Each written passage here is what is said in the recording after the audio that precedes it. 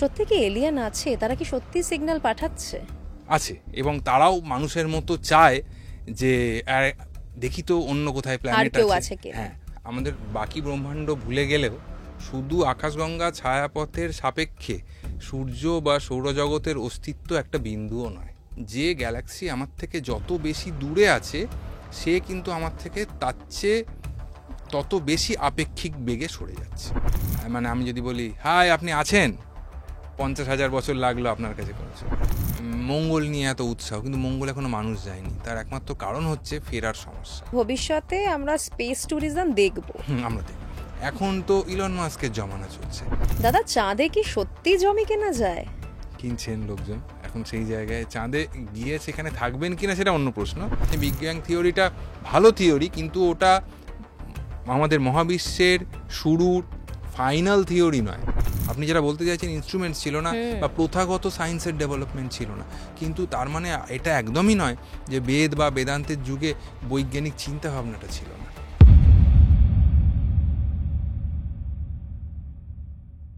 সঙ্গে সঙ্গীতায় আপনাদের সঙ্গে আমি সঙ্গীতা। আজকের এই পডকাস্টে আমাদের সঙ্গে রয়েছেন মহাকাশ বিজ্ঞানী তমাল বসাক। এই পডকাস্টে আমরা আলোচনা করেছি ইউনিভার্স, মাল্টিভার্স, এলিয়ানের মতো নানান ইন্টারেস্টিং টপিক নিয়ে। অনেক নতুন কিছু জানতে পারলাম এই পডকাস্ট থেকে।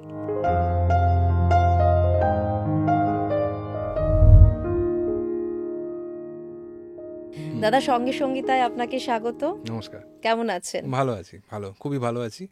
আমরা এখানে আজকে আপনার এখানে এসে ভালো লাগছে, আর মহাকাশ নিয়ে আলোচনা করতে পারবো, আপনারা আগ্রহ দেখাচ্ছেন, ভালোই লাগছে বেশ। হ্যাঁ, আজ আমরা মহাকাশ নিয়ে আলোচনা করব, ইউনিভার্স নিয়ে আলোচনা করব।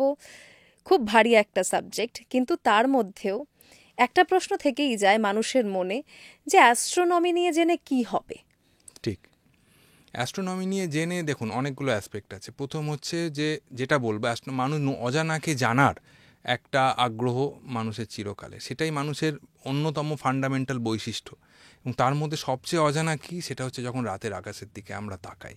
রাতের আকাশের দিকে আমরা তাকিয়ে যখন দেখি তারারা ঝকমক করছে, চাঁদ সুন্দর ঘুরে বেড়াচ্ছে, চাঁদের গায়ে কালো কালো ছোপ দেখা যাচ্ছে, দিনের বেলা সূর্য এত আলো দিচ্ছে যে আমরা তার দিকে তাকাতে পারছি না। সুতরাং এই যে ব্যাপারগুলো আমাদেরকে ফ্যাসিনেট করে এসেছে। আর এখন আমরা তো একটা অভাবনীয় উন্নতির জায়গায় চলে এসেছি, যেখানে মানুষ চাঁদে তো বহুকাল আগেই চলে গেছে। তারপরে এখন তারা স্পেস স্টেশন বানিয়ে মহাকাশে থাকতে শুরু করেছে, গবেষণা করতে শুরু করেছে। সুতরাং এটা একটা নতুন একটা যুগ শুরু হয়েছে। এবং শুধু তাই না, আপনি বললেন যে অ্যাস্ট্রোনমি গবেষণা করব কেন। আমি যদি আমাদের দেশের কনটেক্সটে বলি, গত কয়েক বছরে, 10-15 বছরে যেভাবে আমাদের একের পর এক সাকসেসফুল মহাকাশ গবেষণা, মহাকাশ অভিযান যেগুলো চলতে শুরু করেছে, সেটা আমাদের যারা আমাদের ইউথ, আমাদের বয়সী আরও ছোট স্টুডেন্ট, কচি কাঁচা থেকে আরম্ভ করে সবাই, যাদের একদম তারা এইখানেই উত্তরটা পাবে যে এই একটা জিনিস যেটার মধ্যে আমার ভবিষ্যতের স্বপ্নকে সফল করতে পারি। ডাক্তার, ইঞ্জিনিয়ার হব, আমি সব সমাজের সেবা করব, সব ঠিক আছে, কিন্তু এইভাবেও করা যায়। এবং শুধু নয়, আপনি বলেন কেন করব, দ্বিতীয় হচ্ছে যার যত রকম এক্সপার্টাইজ আছে, কেউ যদি ফিজিক্স, কেমিস্ট্রি, ম্যাথামেটিক্স কেউ যদি করে থাকেন, এবং এছাড়া এই যে আপনি ইঞ্জিনিয়ারিংয়ের কথাবার্তা যারা বলেন ইঞ্জিনিয়ার, তারাও মহাকাশ গবেষণার যন্ত্র তৈরিতে, টেকনোলজিতে প্রচুরভাবে হেল্প করতে পারেন। সুতরাং এটা একটা মহাকাশ কেন করব, এটা একটা ছোট উত্তর সেভাবে হবে না। এখন যত রকম এক্সপার্টাইজ, এখন আর্টিফিশিয়াল ইন্টেলিজেন্স আসছে, এর মানে অন্যতম একটা প্রয়োগ ক্ষেত্র হয়ে দাঁড়িয়েছে এই মহাকাশ গবেষণা। এই যে বিপুল পরিমাণে ডেটা, এই যে এক একটি স্যাটেলাইট যাচ্ছে, তারা টেরাবাইট ডেটা পৃথিবীতে পাঠিয়ে দিচ্ছে। একটা মানুষের পক্ষে বসে তো গবেষণা করা হবে না, বিপুল একটা টেকনোলজি দরকার, এবং তাদের কন্ট্রোল করার জন্যে মানে সুচারু মস্তিষ্ক দরকার। আমাদের যে এত ব্রেনের ভেতর যে এত নিউরন, এত যে তাকে তো কাজ করাতে হবে, তাকে তো নতুনকে জানা, সেই জন্যই এই মহাকাশ গবেষণার ভীষণ প্রয়োজন। তার মানে এখন অত্যন্ত জরুরি আমাদের প্রত্যেকের এই বিষয়টা ইন্টারেস্ট নেওয়া। আমরা এখন স্পেসেও চলে যাচ্ছি, ঠিক, অতটাই এখন মানুষের কাছে ব্যাপারটা সাবলীল হয়ে যাচ্ছে আস্তে আস্তে। মানে মানুষ ভাবতে শুরু করছে যে আমরা স্পেসে গিয়ে একদিন ঘর বাঁধবো, আমরা চাঁদে গিয়ে ঘর বাঁধবো, মঙ্গলে গিয়ে ঘর বাঁধবো। ঠিক, যেটা আপনি বললেন, যেমন প্রথম শুরু হয়েছিল, তারা যখন প্রকৃতি ভাবছে যে প্রকৃতি আমাদের ক্ষতি করছে, বা প্রকৃতির এই ব্যাপারগুলো থেকে আমাদের বাঁচতে হবে, সেইগুলো থেকে জানতে জানতে তারা অনেক কিছু জানতে পারলো।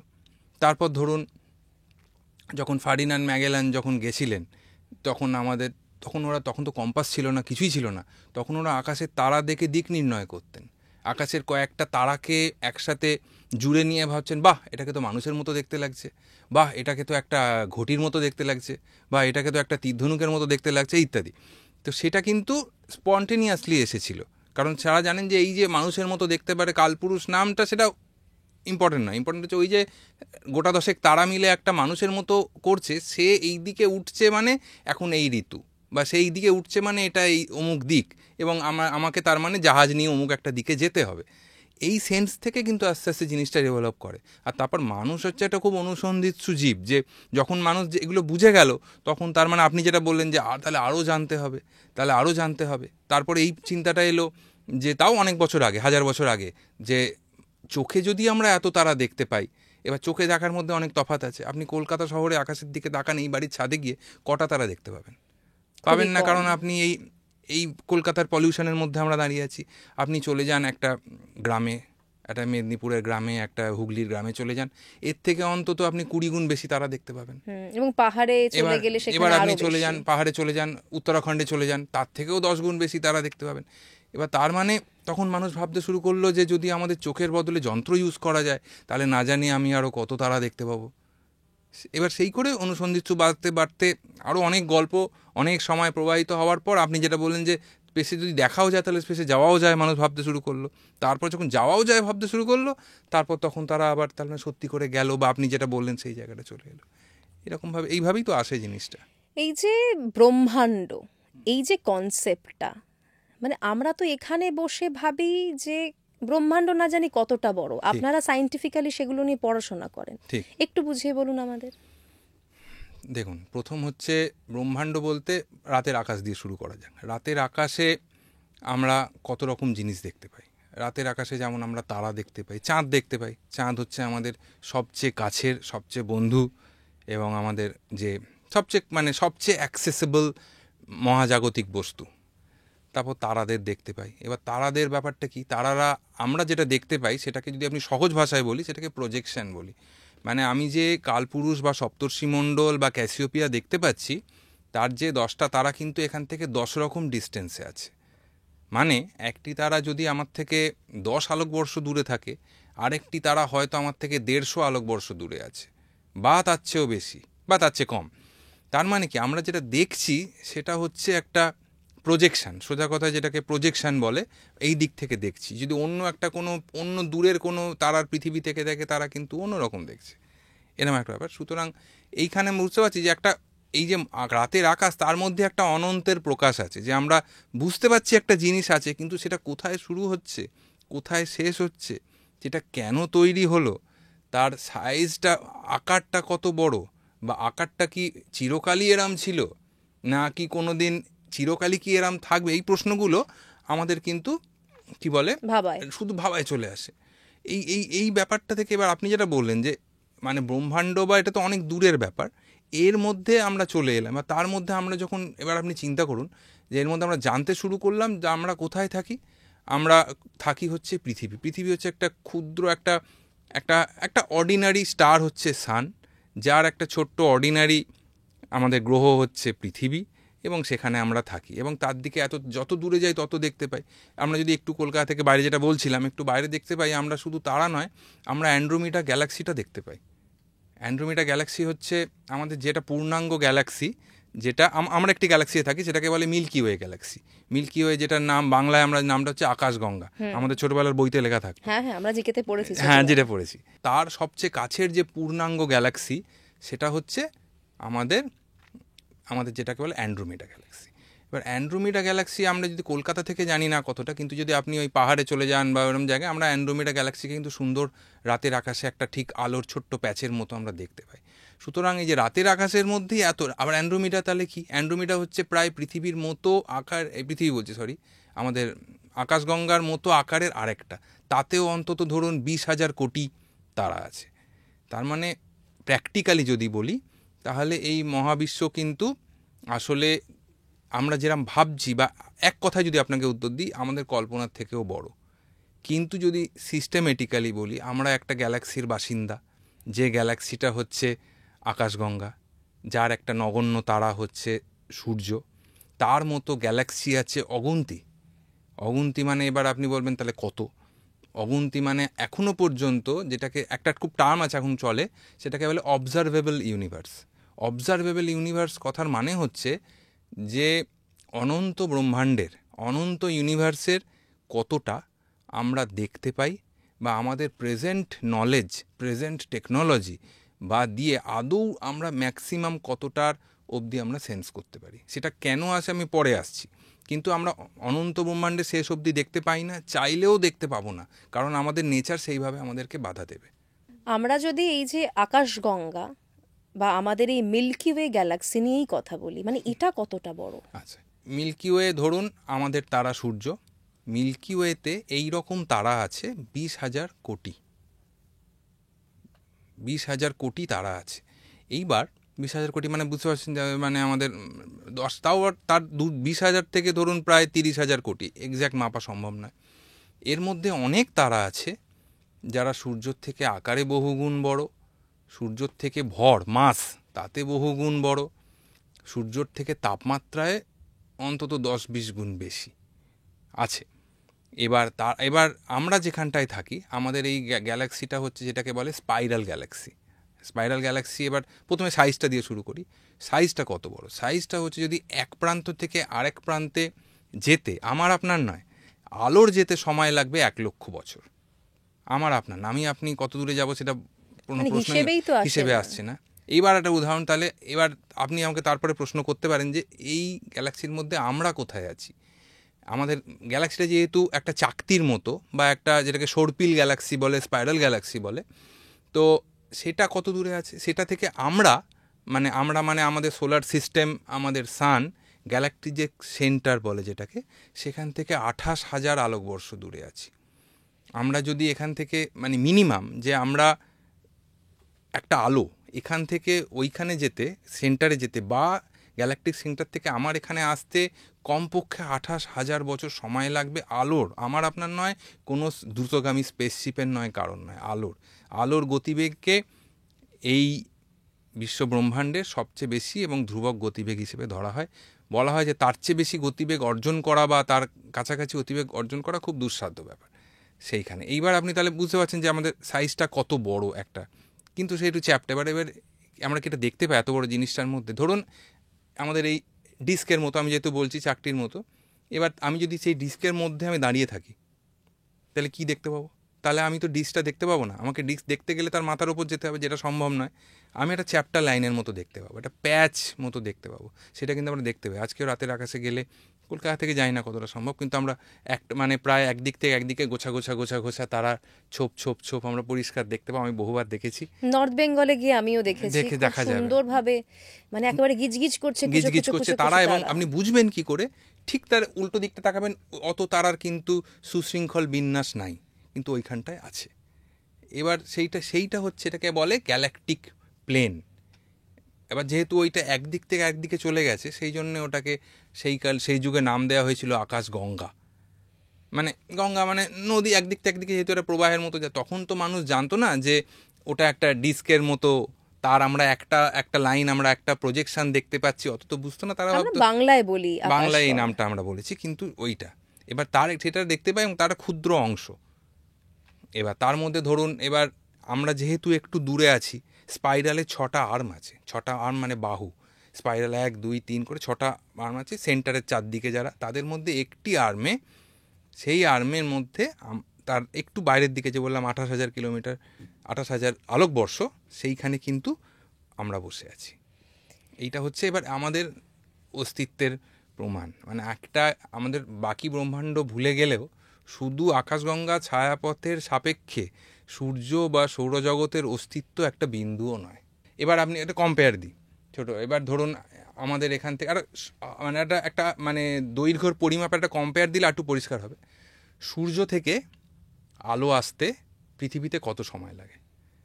8.25 মিনিট সময় লাগে। 8.25 মিনিট মানে আমি যখনই সূর্যের দিকে তাকাচ্ছি, তার মানে সে কিন্তু 8.25 মিনিটের পুরনো একটি সূর্য। চাঁদ থেকে আলো আসতে কত সময় লাগে?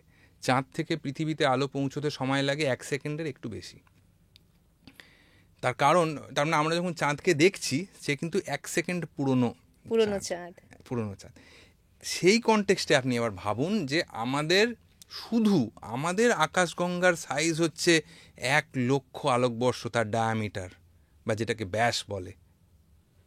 এবার গ্যালাকটিক সেন্টার, যেটা আমাদের মিল্কি ওয়ে সেন্টার, সেটা আমার থেকে 28,000 আলোকবর্ষ। তার মানে এবার মানে কোনো তুলনাই হয় না সাইজের। বা প্লুটো বা ওই জায়গায় আলো পৌঁছতে সময় লাগে, মানে আমাদের মাত্র আমাদের সৌরজগতের ধরুন প্রান্তে আলো পৌঁছতে খুব বেশি হলে 5-6 ঘন্টা সময় লাগে, যেটা 8 মিনিট লাগে পৃথিবী যেহেতু খুব কাছে আছে, ওইটুকু সময় লাগে, মানে মিনিটের হিসেবে হয়ে যায়, মানে ঘন্টার হিসেবে। আমাদের সৌরজগতের এক প্রান্ত থেকে আরেক প্রান্ত পর্যন্ত আলো আসতে প্রায় 5 ঘন্টা মতো সময় লেগে যায় যদি আমি প্লুটো থেকে ধরি। ঠিক মোটামুটি কম বেশি। সেক্ষেত্রে তো মানে গ্যালাক্সি অবধি যাওয়ার কোনো জায়গাই আর দেখা যাচ্ছে না। গ্যালাক্সির ভেতরেই আছি আমরা, কিন্তু আমরা যদি কোনোভাবে একটা স্পেসশিপ তৈরি করতে পারি, যে স্পেসশিপটা আলোর গতিতে ছোটে বা তার কাছাকাছি গতিতে ছোটে, আমি একটা তর্কের খাতিরে বা কল্পনার খাতিরে ধরে নিচ্ছি, সেটাতে করেও খুব বেশি কিছু করে ওটা আমাদের মানব জীবনে সম্ভব হবে বলে মনে হয় না। হ্যাঁ, মানে এই যে আমরা মাল্টিভার্সের থিওরিগুলো দেখি, মাল্টিভার্সের তথ্যগুলো দেখি যে আমরা এক গ্যালাক্সি থেকে আরেক গ্যালাক্সিতে চলে যাচ্ছি, মানে তার মানে আপনি বলছেন মানে এগুলো মোটামুটি আমাদের এই স্বপ্নের জগতেই থেকে যাবে। স্বপ্নের জগৎ তো বটেই, কারণ একটা ইউনিভার্স নিয়ে অস্থির কাণ্ড, একটা ইউনিভার্স। এবার আমি কিন্তু এখনো আলোচনা শেষ করিনি, আমি আমাদের গ্যালাক্সির আলোচনার মধ্যেই ঘুরপাক খাচ্ছি। এবার তার বাইরের গল্পটা এখনো যাইনি, আপনি বললে আমি যাবো, সেটাতে যাইনি। সুতরাং সেই সব নিয়ে একটি মাত্র ব্রহ্মাণ্ড, একটি মাত্র ইউনিভার্স, যেটাকে প্যারালাল ইউনিভার্স বলে, সেটা যদি থেকেও থাকে তাত্ত্বিকভাবে হোক, যেভাবে হোক, কল্পনায় হোক, সেটা নিশ্চয়ই এই ব্রহ্মাণ্ডের বাইরে আছে। যদি এই ব্রহ্মাণ্ডের বাইরে বলে কিছু থেকে থাকে, এটা মানে অনেকগুলো ব্রহ্মাণ্ডের যদি একটা মাল্টি সিস্টেম হয়ে থাকে, তাহলে এটা তো একটা খোপ, আরেকটা খোপ আছে, তার পাশে একটা খোপ আছে, এরকমভাবে। তাহলে আমাদের পক্ষে সেখানে যাওয়া বা সেখানে কি অবস্থা, যেটাকে বা আমাদের এই যে ফিজিক্স আর ম্যাথামেটিক্সের যে সূত্রগুলো সেখানে আদৌ কাজ করে কি না, সেখানে নতুন কোনো ফিজিক্সের ব্যবস্থা আছে কি না, সেটা আমাদের পক্ষে বোঝা আমাদের টাইম স্কেলের পক্ষে সম্ভব নয়। সেটা যদি থেকে থাকে, তাত্ত্বিকভাবে থাকতে পারে, অনেক কিছুই অস্তিত্ব তাত্ত্বিকভাবে থাকতে পারে। যেমন অনেক ব্ল্যাক হোল, যেমন অনেক সময় প্রথম কিন্তু তাত্ত্বিকভাবেই আবিষ্কার হয়েছিল, তারপর তার অস্তিত্ব প্রমাণ হয়, এবং এখন তার অস্তিত্ব একদম 100% প্রমাণ, এবং তার প্রচুর ব্ল্যাক হোলের প্রমাণ পাওয়া যায়, সেখান থেকে রেডিয়েশন ডিটেক্ট করা হয়, সেটা নিয়ে গবেষণা করা হয়, তার ভেতরে কি চলে না চলে জানা হয়, সম্ভব তবু। কিন্তু সেই যেটা আপনি যেটা বলছেন মাল্টিভার্সের থিওরি, মানে কি হয় আমি বলছি আপনার, যেটা হয় মজার, যেটা কি হয় সেটা হচ্ছে যে আমরা তো খানিকটা ইংরেজি মুভি দেখে মাল্টিভার্স শব্দগুলোর মধ্যে ঢুকে পড়ি, বা আমাদের যারা প্রজন্ম আরও পরে তারা ঢুকে পড়ে। তার সঙ্গে কিন্তু মানে বৈজ্ঞানিক যে মাল্টিভার্সের যে ধারণা যদি থেকে থাকে, সেটা কেমন হবে, বা কি বলবো, একটা মহাবিশ্ব যখন শুরু হয়েছিল তখন যে মানে একটা বিগ ব্যাং হয়েছিল না 100টা বিগ ব্যাং থেকে 100টা মহাবিশ্ব তৈরি হয়েছিল, হতে পারে। কিন্তু সেখানে আমাদের সেখানে পৌঁছানো মানে কি, সেখানের সঙ্গে ইনফরমেশন আদান প্রদান, সেটা সহজে সম্ভব হবে না, আমাদের ফিজিক্স এখন অ্যালাউ করবে না। কিন্তু আমাদের ফিজিক্স এই মুহূর্তে কোন পর্যায়ে দাঁড়িয়ে রয়েছে, কত দূর অবধি দেখতে পাচ্ছে? খুবই ভালো প্রশ্ন। প্রথম হচ্ছে আমাদের কাছে, তার মানে আমাদের জানতে হবে, যেটা জানার জন্যে আমাদের কাছে হাতিয়ার কি আছে। আমাদের কাছে সবচেয়ে হাতিয়ার হচ্ছে যে আলোক তরঙ্গ বা সিগন্যাল তরঙ্গ, রেডিও তরঙ্গর মাধ্যমে বিনিময়, সেটা হচ্ছে 3 লক্ষ কিলোমিটার প্রতি সেকেন্ডে আলো, এটা এর চেয়ে বেশি আমার কাছে নেই। আর যে সবচেয়ে দ্রুতগতি সম্পন্ন যে স্পেস ক্রাফট, সেটার মানে সেটা কি বলবো, সেটা কিন্তু মানে গতিবেগ খারাপ নয়, মানুষের তৈরি সবচেয়ে বেশি জোরে যে ছুটছে সে হচ্ছে পার্কার সোলার প্রোব, যেটাকে বছর 5 আগে পাঠানো হয়েছিল স্পেসে। সেটা সূর্যের দিকে যাচ্ছে, সূর্যের কাছে ছুটছে, সে ঘন্টায় 6 থেকে 7 লক্ষ কিলোমিটার বেগে ছুটছে, ভয়ঙ্কর একটা স্পিড সেখানে ছুটছে, কিন্তু সেটাও আলোর তুলনায় নগণ্য।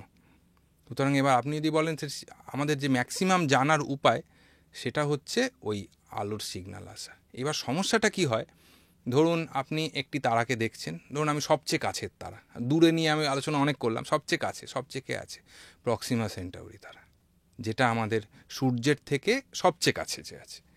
তো সে কত দূরে আছে, সেখান থেকে 4.25 আলোকবর্ষ দূরে আছে। মানে আমরা যাকে দেখছি প্রক্সিমা সেন্টাউরি সবচেয়ে কাছে, যে খুব বিশেষ তারা নয়, সাধারণ তারা, কিন্তু কাছে বলে ইম্পর্টেন্ট, সে কিন্তু আমার থেকে 4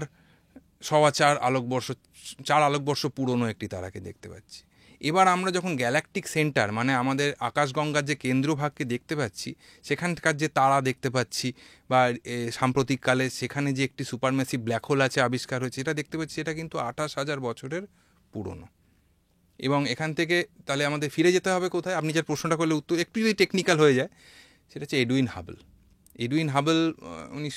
আজ থেকে মোটামুটি 100 বছর আগে উনি প্রথম দূরবীন দিয়ে দেখে ঠেকে প্রমাণ করেছিলেন যে আসলে আমাদের মহাবিশ্ব কিন্তু থেমে নেই, মহাবিশ্বে আস্তে আস্তে এক্সপ্যান্ড করছে। মানে খুব সোজা ভাষায় আপনাকে যদি বলি, বেলুনের মতো ফুলছে। বেলুনের মতো পুরোটা বাজে এক্সাম্পল, কিন্তু মোটামুটি বলছি আর কি।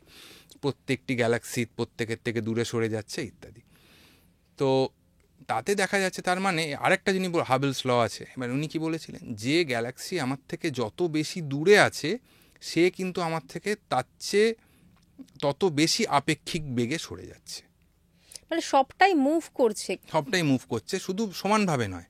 মানে বাকি সব বাদ দিলাম, তত্ত্বকথা সব বাদ দিলাম, সোজা কথা, যে গ্যালাক্সি বা যে ক্লাস্টার অফ গ্যালাক্সি যারা আমার থেকে যত দূরে আছে তারা তার থেকে তত বেশি দূরে আরও সরে যাচ্ছে। কারণ আমাদের এই যে স্পেস টাইম যেটাকে বলি, সেটা স্থানকাল, সেটা নিজেই বেলুনের মতো ফুলছে সেই 1372 কোটি বছর আগে থেকে। এবং সমস্যাটা কি হয়, যে এবার আপনি যেটা বললেন যে কত দূর অবধি জানা যাবে, আমি যদি তাত্ত্বিকভাবে বলি, এইবার এমন হবে একটা দূরের পরে সেই গ্যালাক্সিগুলো বা সেই তারা ধরে নিন আপনার বা আমার সাপেক্ষে প্রায় আলোর বেগের ছুটে দূরে চলে যাচ্ছে এখান থেকে।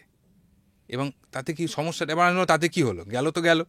সমস্যাটা হলো সেখান থেকে আলোর সিগন্যালও আমার কাছে, বা রেডিও তরঙ্গ, আলোক তরঙ্গ বা কোনো তড়িৎচুম্বকীয় তরঙ্গ সেখান থেকে আমার কাছে এসে পৌঁছবে না, সে যতই উজ্জ্বল হোক না কেন। সুতরাং এইখানে প্রকৃতি বা আমাদেরকে যেই বলুন, সে বেঁধে রেখেছে। সুতরাং যখন সেই লেভেলে চলে যাব, যার আপেক্ষিক বেগ যেটা বলছি, সেটা আলোর গতির সঙ্গে তুলনীয় কোনো গতিতে চলে যাব, তখন কিন্তু আর আমি আপনাকে দেখতে পাচ্ছি। কেন দেখতে পাচ্ছি? তার কারণ আপনার গায়ে ওই বাল্বের লাইটটা এসে পড়ে আমার চোখে এসে পড়ছে। এবার যদি সেখান থেকে না এসে পড়ে, তাহলে দেখতে পাবো না, কোনো প্রশ্নই উঠলো না। সোজা হিসেবে, মানে ফিজিক্স বাদ দিচ্ছি, সোজা হিসেবে এটা। সুতরাং এই ঘটনাটা ঘটছে। সুতরাং আমি যেটা শুরু করেছিলাম যেটা বলে, যে আমাদের ব্রহ্মাণ্ডটা অনন্ত ইত্যাদি সবই ঠিক আছে, কিন্তু যদি সিগন্যাল না আসে আমরা দেখতে পাবো না। কিন্তু এখনো পর্যন্ত কতটা আমরা দেখতে পাচ্ছি, আমি সেটা জানতে চাইছি। আমরা দেখতে পেয়েছি, ধরে নিন প্রায় আমাদের আজ থেকে, তাহলে একটা পুরনো জিনিস বলি, আমাদের প্রায় 1400 কোটি বছর, তো সেই অবধি আমাদের, সেখান থেকে 1400 কোটি বছর আগে আমাদের একটা ছোট্ট বিগ ব্যাং একটা ফুলকি হয়েছিল, সেখান থেকে ব্রহ্মাণ্ডের সূচনা হয়েছিল। এইবার প্রায় আমরা যে রেডিয়েশন দেখতে পাই, মানে সেইখানকার, তার মানে এবার তার আগে ভাবুন, আপনি যে প্রশ্নটা করলেন তার আগে আপনি একটা জিনিস চিন্তা করে দেখুন, যেখান থেকে আমরা সেটা দেখতে পাচ্ছি, আলোর আসতে কিন্তু সেই সময় লেগেছে। সুতরাং আমরা যদি আজ থেকে 1000 কোটি আলোকবর্ষ দূরের একটা জিনিস দেখি, তার মানে সে কিন্তু আমি 1000 কোটি বছর আগেকার একটা তার অবয়বটা দেখতে পাচ্ছি। মানে সে এখন আদৌ এক্সিস্ট করে কিনা আমরা জানি না, কোনো ধারণা নেই আমাদের কাছে, এবং অনেস্টলি আমাদের জানার উপায় নেই সেটা। সুতরাং প্রায় আমাদের যতটা ব্রহ্মাণ্ড বয়স, ততটা দূরের জিনিসপত্র, তার কাছাকাছি জিনিসপত্র আমরা দেখার চেষ্টা করেছি। এখন আমাদের কাছে হাবল স্পেস টেলিস্কোপ তো ছিলই, জেমস ওয়েব স্পেস টেলিস্কোপ আছে, দেখার যন্ত্রের কোনো অভাব নেই, কিন্তু সেটা অতটুকু দেখতে পেয়েছি আমরা, মানে তার কাছে অবধি। হ্যাঁ, আরেকটা জিনিস, একটা ছোটো আপনাকে উত্তর দিই, তাহলে বুঝতে পারবেন, যেটা আপনি অবজারভেবল ইউনিভার্স যেটা বললাম আমি, যে যার বাইরেটা দেখাটা আমাদের যতই টেলিস্কোপ আবিষ্কার করি কোনো কালেই সম্ভব হবে না, সেই ডিস্টেন্সটা মোটামুটি 45 থেকে 46 বিলিয়ন আলোকবর্ষ। মানে যেটা 45 থেকে 46 বিলিয়ন আলোকবর্ষ দূরে, 45-4600 কোটি, 4500 কোটি আলোকবর্ষ দূরে জিনিসপত্র আমরা দেখতে পাচ্ছি, মানে ম্যাক্সিমাম দেখতে পাবো। তার বাইরেরটা আমরা যতই জেমস ওয়েব টেলিস্কোপ বানাই, যা বানাই, আমরা দেখতে পাবো না, কারণ সেই সিগন্যালটা এসে পৌঁছবে না। মিনিমাম একটা সিগন্যাল, যেটাকে আমরা বলি ফোটন, আলোর ফোটন না এসে পৌঁছলে আমরা অসহায়। এই যে সিগন্যালের কথা আপনি বললেন, তার থেকে একটা কথা মাথায় চলে এলো, আপনি বুঝতেই পারছেন, সত্যি কি এলিয়েন আছে? তারা কি সত্যি সিগন্যাল পাঠাচ্ছে? ভালো প্রশ্ন, আবার অন্যরকম প্রশ্ন। সেটা হচ্ছে, দেখুন, আমি তাহলে আবার সেই সংখ্যাটাই ফিরে যাই। আমি বললাম যে 20,000 কোটি তারা আছে, কোথায় আছে? শুধু আমাদের মিল্কি ওয়ে ছায়াপথে। এইবার আপনি দ্বিতীয় পার্টটা, যেটা এতক্ষণ আমি বলিনি, সেইটা বলি। এই রকম আমাদের মানুষের যা ফিজিক্সের যা অগ্রগতি, যা জ্ঞানগম্যি, যা থিওরিটিক্যাল ক্যালকুলেশন ইত্যাদিতে আমরা এখনো পর্যন্ত উপনীত হয়েছে সায়েন্স, তাতে জানা যাচ্ছে 2 ট্রিলিয়ন গ্যালাক্সি আছে। 1 থেকে 2 ট্রিলিয়ন গ্যালাক্সি আছে। মানে 1 ট্রিলিয়ন মানে হচ্ছে একের পরে 12টা শূন্য, যতগুলো গ্যালাক্সি আছে। এবার একটা গ্যালাক্সিতে 20,000 কোটি তারা আছে। এবার আপনি গুণ টুন করার চেষ্টা করা লাভ নেই, ওই হিসেবে গেলে মাথা খারাপ হয়ে যাবে। এইবার আমি তাহলে আপনার প্রশ্নে চলে আসি। তো এবার এই যে আমাদের যে কি বলবো, আমাদের যে প্রাণ আছে বা প্রাণী বলবো, তার কিছু ফেভারেবল কন্ডিশনস আছে, হ্যাবিটেবল জোন আছে। ফেভারেবল কন্ডিশনসগুলো আছে বলেই আমরা, অনেকগুলো ফেভারেবল কন্ডিশনস কোনোভাবে তৈরি হয়েছে, কারণ নেই, না হতেও পারত, কিন্তু সেগুলো তৈরি হয়েছে বলে আমাদের এই প্রাণ জিনিসটা আছে। এইবার এই এত না বিপুল নাম্বারের মধ্যে নিশ্চয়ই কত ট্রিলিয়ন ট্রিলিয়ন ট্রিলিয়ন তারা আছে। তাদের নিশ্চয়ই অনেকের নিজস্ব এরম সূর্যের মতো সৌরমণ্ডল বা নক্ষত্র মণ্ডলী আছে, এবং তাদের মধ্যে পৃথিবীর মধ্যে গ্রহ আছে। এবং এই এত ট্রিলিয়নে আমরা ছাড়া আমরা কে এমন বিরাট ব্যাপার যে আর কোথাও হবে না, এটা আমরা কি করে বলবো? সুতরাং আছে, নিশ্চয়ই আছে।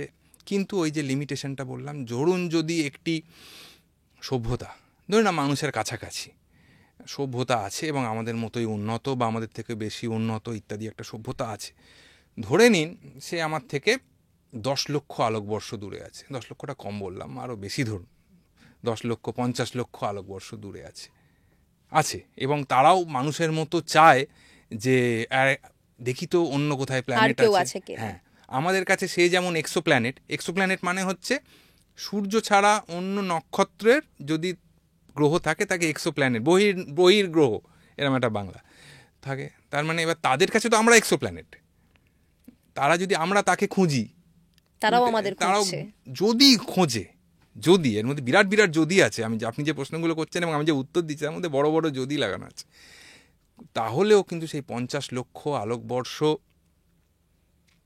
সময় লাগবে একটা তারা কোনো একটা সিগন্যাল। মানে আমি যদি বলি হাই আপনি আছেন, 50,000 বছর লাগলো আপনার কাছে পৌঁছতে। আপনি বলেন হাই আমি আছি, 50,000 বছর লাগলো আমার কাছে আসতে। এবার বুঝুন ততক্ষণে আমার সভ্যতা কতটা চেঞ্জ হয়ে যাবে 1 লক্ষ বছরে। মানুষ থাকবো কিনা তার সন্দেহ নেই, বা থাকলেও কী অবস্থায় থাকবো, 500 বছর বাদে কী অবস্থায় থাকবো তাই জানি না, 1 লক্ষ বছর বাদে তো। সুতরাং এই ব্যাপারটা আছে, মানে থাকলেও তার মধ্যে যোগাযোগ করা কতটা সম্ভব। কিন্তু এই যে আমরা মাঝে মধ্যেই শুনতে পাই যে অনেক বিজ্ঞানীরা তারা চর্চা করছেন এলিয়েন নিয়ে, প্রাণ রয়েছে কিনা অন্য কোনো গ্রহে সেগুলো নিয়ে চর্চা হচ্ছে, এবং তারা নাকি বিভিন্ন সিগন্যালস পাচ্ছেন। তাহলে এটা কি পুরোই মিথ্যে? না, মিথ্যে নয়, একেবারেই মিথ্যে নয়। ধরুন আমি একটু আর টেকনিক্যাল থেকে শুরু করি। কেপলার বলে একটা উপগ্রহ আছে, আর্টিফিশিয়াল স্যাটেলাইট, কেপলারের নামে বিখ্যাত, জোহান্স কেপলারের নামে। তো সে কিন্তু অলরেডি প্রায় বোধহয় 6-8 হাজার মানে বহির্গ্রহ, যাকে এক্সোপ্ল্যানেট, আবিষ্কার করে ফেলেছে। আমি বলছি না তারা সবাই ফেভারেবল বা সবাই মানে পৃথিবীর মতো বা নয়, তার মধ্যে অন্তত ডজন খানেক আছে যাদের কিছু না কিছু, হ্যাবিটেবল বলবো না, কিন্তু কিছু না কিছু পৃথিবীর সঙ্গে মেলে। হ্যাঁ, আমরা মনে হয় একটা পড়েছিলাম K2-18b। হ্যাঁ, অনেক আছে। এবার K2-18b এগুলো আসলে ওই কে প্ল্যানেটের নামে হয়, AB হচ্ছে প্ল্যানেটের সিরিজ, এইভাবে হয়। তো একটা খুব সম্ভবত মনে পড়ছে যেটা TRAPPIST-9b বলে একটা আছে, যেটাকে মানে অনেক দিক দিয়েই মনে হয়েছে পৃথিবীর মতো। সেও একটা ওই রেড ডোয়ার্ফের পাশে আছে, তার টেম্পারেচার এবং সাইজটা মোটামুটি পৃথিবীর মতো, এবং সেখানে প্লান্ট থাকলেই থাকতে পারে। থাকলে তাদের মনে করা হচ্ছে সেখানে অ্যাটমসফিয়ার আছে, আমাদের মতো অ্যাটমসফিয়ার নয়, কিন্তু কিছু একটা অ্যাটমসফিয়ার সেখানে আছে, সুতরাং থাকতে পারে, থাকার মতো। এবং আপনি যা বলছেন তার আলোচনা এক্সোপ্ল্যানেট অনেক দূরে, আলোচনা শুরু হয়েছিল কিন্তু মঙ্গল গ্রহ কিন্তু মানে কিছু কিছু জিনিস তো পৃথিবীর মতো বলবো না, মানে কাছাকাছি। সুতরাং সেখানে হয়তো অ্যাটলিস্ট সেখানে যেভাবে খাল বিলের সিগনেচার পাওয়া যায়, জলের প্রবাহ যে ছিল এতে কোনো, মানে এটা অনেকেই এখন খুব করে বলেন। সুতরাং সেই একটা জায়গা। তো এইবার এই যে জিনিসগুলো তো আছেই, যেটা বললেন। সুতরাং আপনি যেটা বলছেন অবাস্তব একেবারেই নয়, কিন্তু তারা এত দূরে আছে বা এই যে সমস্যাটা হচ্ছে অনেকটা সময় লাগবে সেই মানে কমিউনিকেশন, সায়েন্টিফিক্যালি এটার মানে প্রপার এক্সপ্লেনেশন পেতে এখনো সময় লাগবে অনেক রকম। যেমন একটা ক্লাসিফিকেশন আছে, আপনাকে বলছি, যেটা মানে গ্রস একটা মানে একটা শ্রেণীবিন্যাস আছে। বলে যে যারা ধরুন একটা পাওয়া গেল, তারা কি মানুষের দুরকম শ্রেণীবিন্যাস, তারা কি মানুষের মতো না মানুষের মতো নয়, দুরকম, মানে গ্রস বলছি। আর দ্বিতীয় একটা ক্লাসিফিকেশন পাওয়া যায় যে তারা কি মানুষের সঙ্গে যোগাযোগ করতে আগ্রহী না আগ্রহী নয়। ব্যাপারটা বোঝাতে পারছি কি আমি? ধরুন একজন আছে মানুষের মতো এবং আগ্রহী, অনেক দূরে থাকলেও সে যদি একটা স্পেসশিপ পাঠায়, কোনো দিন যদি সেটা আমার কাছে এসে পৌঁছয় পাবো। এমন যদি হয় সে মানুষের মতো নয় কিন্তু যোগাযোগ করতে আগ্রহী, তাতে আমাদের সমস্যা হবে। কারণ সে কিভাবে কি মিডিয়ামে যোগাযোগ করতে চাইছে, কি ফরম্যাটে, আমার পক্ষে বোঝা মুশকিল। আরেকবার যদি হয় যারা মানুষের মতোই আছে কিন্তু মেন্টালিটি হয়তো আমাদের মতো নয়, তারা নিজেরা বেশ সুখে আছে, আমাদের সঙ্গে যোগাযোগ করতে আগ্রহী নয়, তাদের সঙ্গে যোগাযোগ করা ভেরি ডিফিকাল্ট। সে কোনো একটা আমরা সিগন্যাল পাঠালে সে যদি ফরচুনেটলি পায়ও, পেয়ে ইগনোর করবে, দূর বাদ দে যা আছে। আর একটা ফোর্থ কন্ডিশন যেটা, সেটা হচ্ছে আমাদের মতোও নয় তারা, এবং তারা যোগাযোগেও আগ্রহী নয়, তাদের যোগাযোগ পাওয়া দুঃসাধ্য বা অসম্ভব। সুতরাং আপনি যোগাযোগ করতে আমি চাই, আমার সদিচ্ছা আছে, খুব ভালো কথা, কিন্তু তারা আমাদের মতো কিনা, তারা আদৌ যোগাযোগ করতে চায় কিনা, চাইলেও তারা কত দূরে আছে, পারবে কিনা। এবং যোগাযোগ করলে হয়তো এমনও হতে পারে যেগুলো আমরা মুভিতে দেখি, তারা হয়তো ক্ষতিকর হয়ে যাচ্ছে আমাদের জন্য। সেটা তো অন্য একটা সমস্যা, তার জন্য আমাকে আবার অত দূরেও যেতে হবে না। সৌরজগতেই অনেক সমস্যা আছে যেগুলো আমাদের ভয়ঙ্কর ক্ষতি করতে পারে, সেটা তো আছেই। কিন্তু আপনি যেটা বললেন এইভাবে, সুতরাং এই ব্যাপারগুলোর উপর দাঁড়িয়ে আছে। কিন্তু মানব সভ্যতা আশাবাদী যে তারা কোনো একদিন, সেই জন্যেই তারা আজ থেকে 1977-78 সালে তারা ভয়েজার পাঠিয়েছিল, তারও আগে পায়োনিয়ার পাঠিয়েছিল, কারণ তারা যাতে করে জানতে পারে যে আদৌ আমরা আছি, তার প্রমাণটা আমি কাউকে ছেড়ে দিলাম। ভয়েজার তো সেই কারণেই পাঠিয়েছে যে আজ থেকে কিছুদিন বাদে হয়তো মানব সভ্যতা ধ্বংস হয়ে যাবে, কিন্তু সেই ভয়েজার ট্রাভেল করবে। ভয়েজার 1 এই মুহূর্তে কোথায় আছে? আমাদের সৌরজগতের বাইরে বেরিয়ে গেছে, সৌরজগতের বাইরে বেরিয়ে গেছে। তারা ওই যেখানে আমাদের ইন্টার গ্যালাকটিক জিনিসপত্র আছে সেইখানে আছে। কত দূর আপনি যদি খুব সহজ, আমি তাহলে লাইটের হিসেব দিই, বললে যেটা সুবিধা হবে আপনার, যে আমি এইমাত্র বললাম যে সূর্য থেকে লাইট আসতে মোটামুটি 8.25 মিনিট টাইম লাগে। ভয়েজার এমন একটা দূরে আছে যেখান থেকে আলো আসতে 21 ঘন্টা সময় লাগে, 21-22 ঘন্টা মোটামুটি। তার মানে বোঝাই যাচ্ছে যে আমাদের সৌরজগৎ ক্রস করে গেছে। হ্যাঁ, তুলনাটা এবার বুঝতে পারেন, মানে যেটা বোঝাতে চাইছি যে 8 মিনিটে যদি সূর্য পৌঁছাতে পারি, সূর্য আর পৃথিবীর মধ্যে যে গড় দূরত্ব তাকে অ্যাস্ট্রোনমিক্যাল ইউনিট বলা হয়।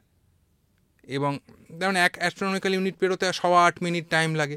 তাহলে এবার আপনি 20-22 ঘন্টা দূরে যে অবজেক্ট, আলোর দূরে, তার মানে আপনি ভেবে নিন যে কতটা দূরে আছে। এতটা দূরে দুজনেই এখন মানে আমাদের একজন একটা দিকে যাচ্ছে ভয়েজার 1, আর ভয়েজার 2 সম্পূর্ণ উল্টো দিকে গেছে আর কি। সেভাবে তারা সেইভাবেই যাচ্ছে এবং তারা অনন্তকাল ধরে যাবে।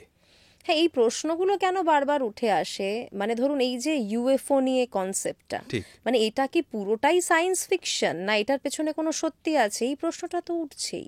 তার আগে আপনাকে, তাহলে আপনার প্রশ্নটা খুব ভ্যালিড, কিন্তু আমি যদি আরও ফান্ডামেন্টাল প্রশ্ন, যে প্রশ্নটা কেন উঠছে ইউএফওর কারণটা হচ্ছে যে আমরা হয়তো অনেক সময় কোনো মহাজাগতিক ঘটনা বা স্পেসশিপ যাই বলুন, যেটা আমরা হয়তো সহজ কথায় ব্যাখ্যা পাচ্ছি না। এইখান থেকে আমি ধরুন একটা জিনিস দেখতে পেলাম, সেটা ব্যাখ্যাটা পেলে আমার তো সেটা জেনে গেলাম।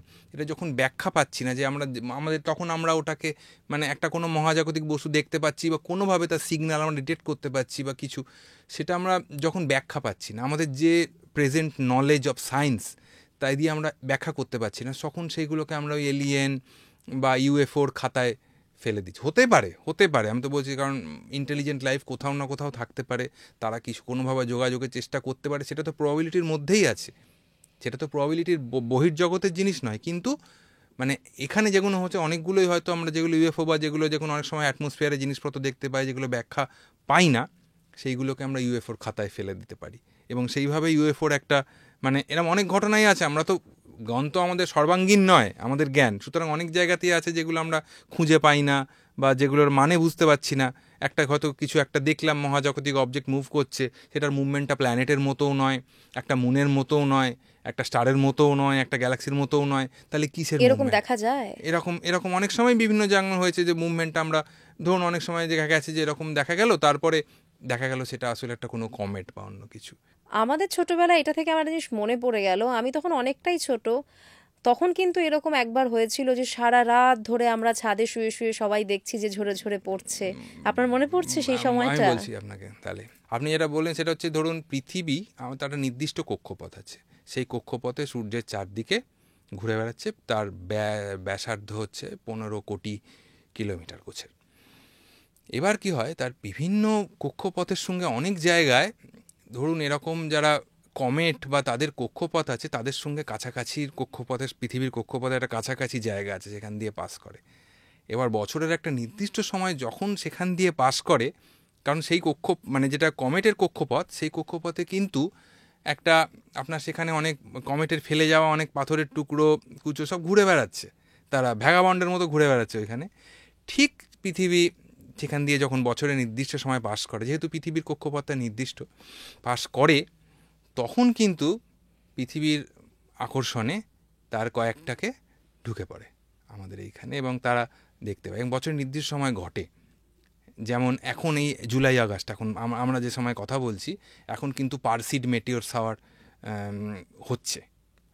হ্যাঁ, এবং সেটা অনেক দিন ধরেই চলে, মানে যতদিন ওই প্যাচটার মধ্যে দিয়ে পৃথিবী পাস করবে ততদিন কিছু না কিছু আমরা দেখতে পাবো। মানে এখন রাতের আকাশের দিকে তাকিয়ে হ্যাঁ, রাতের থাকলে আমরা আকাশে এরকম আপনাকে একটু দেখতেই ধৈর্য পারি। ধরতে হবে। আমাদের এই ছটফটে মোবাইল নিয়ে, মোবাইল ঘাঁটলে আর ছটফট করলে হবে না। মোবাইলটাকে সরিয়ে রেখে নিবিষ্ট মনে আকাশের দিকে তাকিয়ে শহর থেকে একটু বাইরে কোনো একটা বাড়ির ছাদ ম্যানেজ করে গেলে আমরা দেখতে পাবো। আমি নিজে দেখেছি, আমরা কয়েকবার, আমরা সবাই দেখেছি। আমরা এখানে কলকাতা শহর থেকে কতটা দেখা যাবে আমি বলা মুশকিল আমার পক্ষে, দেখা সম্ভব। এবং এই পারসিড, এটা হচ্ছে পারসিড। এবার পারসিড হয় কেন, পারসিড নামটা কেন হয় না, এটা কি হয়, সারা আকাশে ইউনিফর্ম হয় না, যখন যে কনস্টেলেশনের কাছে হয় তার নামে নামকরণ করা হয়েছে। এখন যেমন পারসিড হয়, এরপর হবে জেমিনিড শাওয়ার হয়, তারপর লিওনিড শাওয়ার হয়, এরকম বছরে 3-4টে শাওয়ার হয়। আপনি যেটা বললেন, এবার আপনার প্রশ্নটায় আসি, আপনি যে একবার হয়েছিল সেটা হয়তো কোনোভাবে প্রচার হয়েছিল বলে আপনি জানেন, 25 বছর হয় হ্যাঁ, কিন্তু সিস্টেমেটিক ওই সময়টা মনে আছে, সেটা হয়তো প্রচার হয়েছিল এবং আমরা তখন সবাই বাড়ির ছাদে উঠে সারা রাত দেখেছি। হ্যাঁ, না এটাই কি হয় যে সব বছর ইন্টেন্সিটি এক নয়। এই বছর যদি আমি 100টা দেখতে পাই, এমন হতে পারে পরের বছর আমি হয়তো 500টা দেখতে পেলাম। টাইম ট্রাভেল কি সত্যি করা পসিবল? টাইম ট্রাভেল তো গুণীজনেরা বলে গেছেন যে টাইম ট্রাভেল সেইভাবে, সেই অর্থে টাইম ট্রাভেল করা পসিবল নয়। কিন্তু যেটা আইনস্টাইনের টাইম ট্রাভেলের ধারণাটা যেখান থেকে এসেছে সেটুকু বলতে পারি সহজ করে, সেটা হচ্ছে যে ধরুন আমি দাঁড়িয়ে আছি আর আপনি আমার পাশ দিয়ে একটা খুব জোরে একটা গাড়ি নিয়ে হুশ করে চলে গেলেন, তাহলে স্পেশাল থিওরি রিলেটিভিটি, যেটাকে বিশেষ আপেক্ষিকতাবাদ বলে আইনস্টাইনের, আজ থেকে 100 বছর আগে, তার বেশি আগে উনি যেটাকে দিয়ে গেছেন, সেইখানে যে আমি দাঁড়িয়ে আছি আর আপনি যে হুশ করে চলে গেলেন গাড়ি করে, আমার আর আপনার যেটা টাইম সম্বন্ধে সেন্স অফ টাইম, সেটা কিন্তু এক হবে না। মানে আমি কোন ফ্রেমে আছি, আমি কত জোরে মুভ করছি, সেইটা কিন্তু ম্যাটার করবে। এইখান থেকে এই টাইম ট্রাভেল বা এই গল্প আস্তে আস্তে ব্যাপারগুলো এসেছে। যেমন এই আমাদের সুনিতা উইলিয়ামসরা যখন গেছিলেন আমাদের স্পেস স্টেশন যেটা আমাদের ঘুরছে প্রায় 420-30 কিলোমিটার ওপরে ভূপৃষ্ঠ থেকে, তার গতিবেগটা একটা ভয়ঙ্কর গতি, সে হচ্ছে 27,000 কিলোমিটার কম বেশি প্রতি ঘন্টা। 27,000 কিলোমিটার প্রতি ঘন্টা, তার মানে এবার আপনি ভাবুন যে সেকেন্ডে কতটা। তো তার ক্ষেত্রে সে যেহেতু খুব বেশি, যদিও সেই বেগটা আবার আলোর গতিবেগের তুলনায় নগণ্য, মজাটা হচ্ছে সেইখানেও কিন্তু একটা মাইক্রো সেকেন্ডেরও ফ্র্যাকশন লেভেলের একটা যেটাকে বলে যে টাইমের কারেকশন প্রয়োজন হয়। আপনি গাড়ি চালিয়ে গেলে হবে না, স্পিডবোট চালিয়ে গেলেও হবে না, এরোপ্লেনে চললেও হবে না, কারণ সেটা নগণ্য।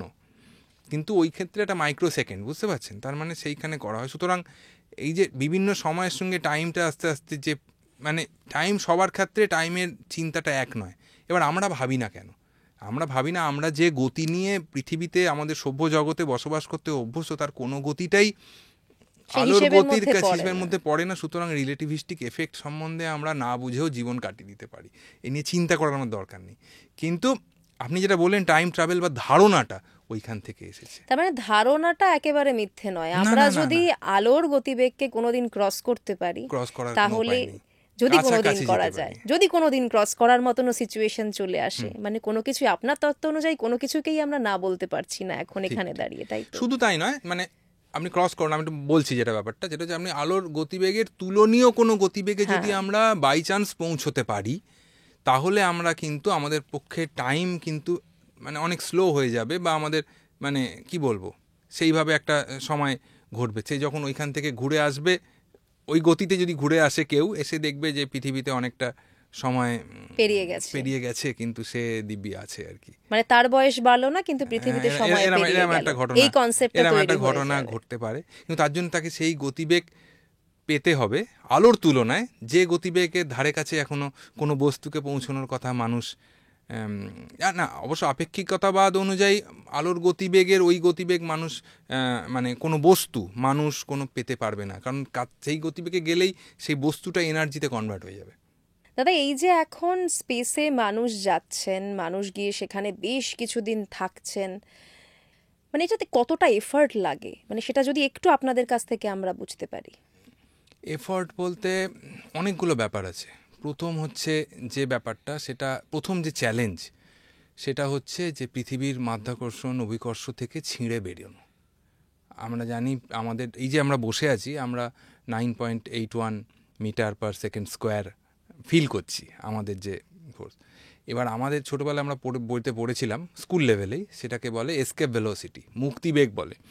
সেই মুক্তিবেগ হচ্ছে কী জিনিস? মুক্তিবেগ হচ্ছে একটা মিনিমাম ন্যূনতম একটা গতিবেগ, যেটা আমাকে পেতেই হবে, বা আমাকে মানে সেই মহাকাশযানকে, যার জন্যে সে পৃথিবীর মানে মাধ্যাকর্ষণের মায়া কাটিয়ে বাইরে চলে যাবে।